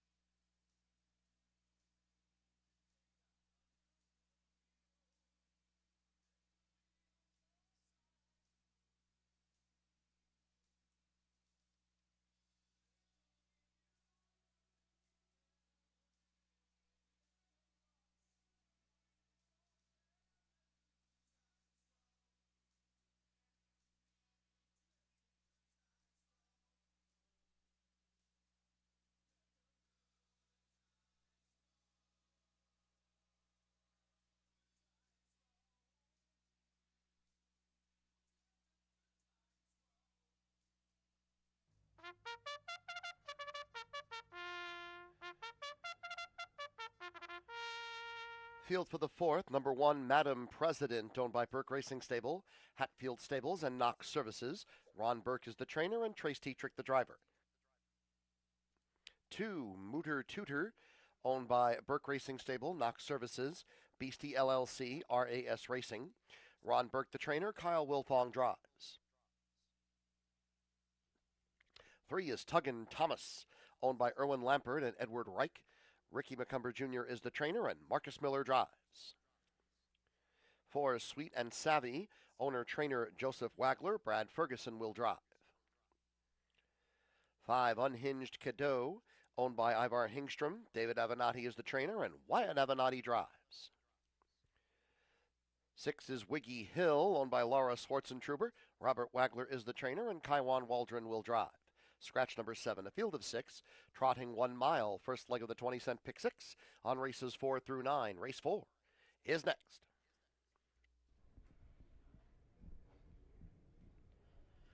6 starters on track to kick off that 20-cent pick 6 on races 4 through 9, starting anew on that pool after that was taken down last Friday night. We've got the second division of the Chad E. Carlton Trotting Series. I think even with this being a shorter field, this is more competitive than that first division we saw with Inverness Avenue, who really towered above the field. I thought you could make a case for a number of them, but right now the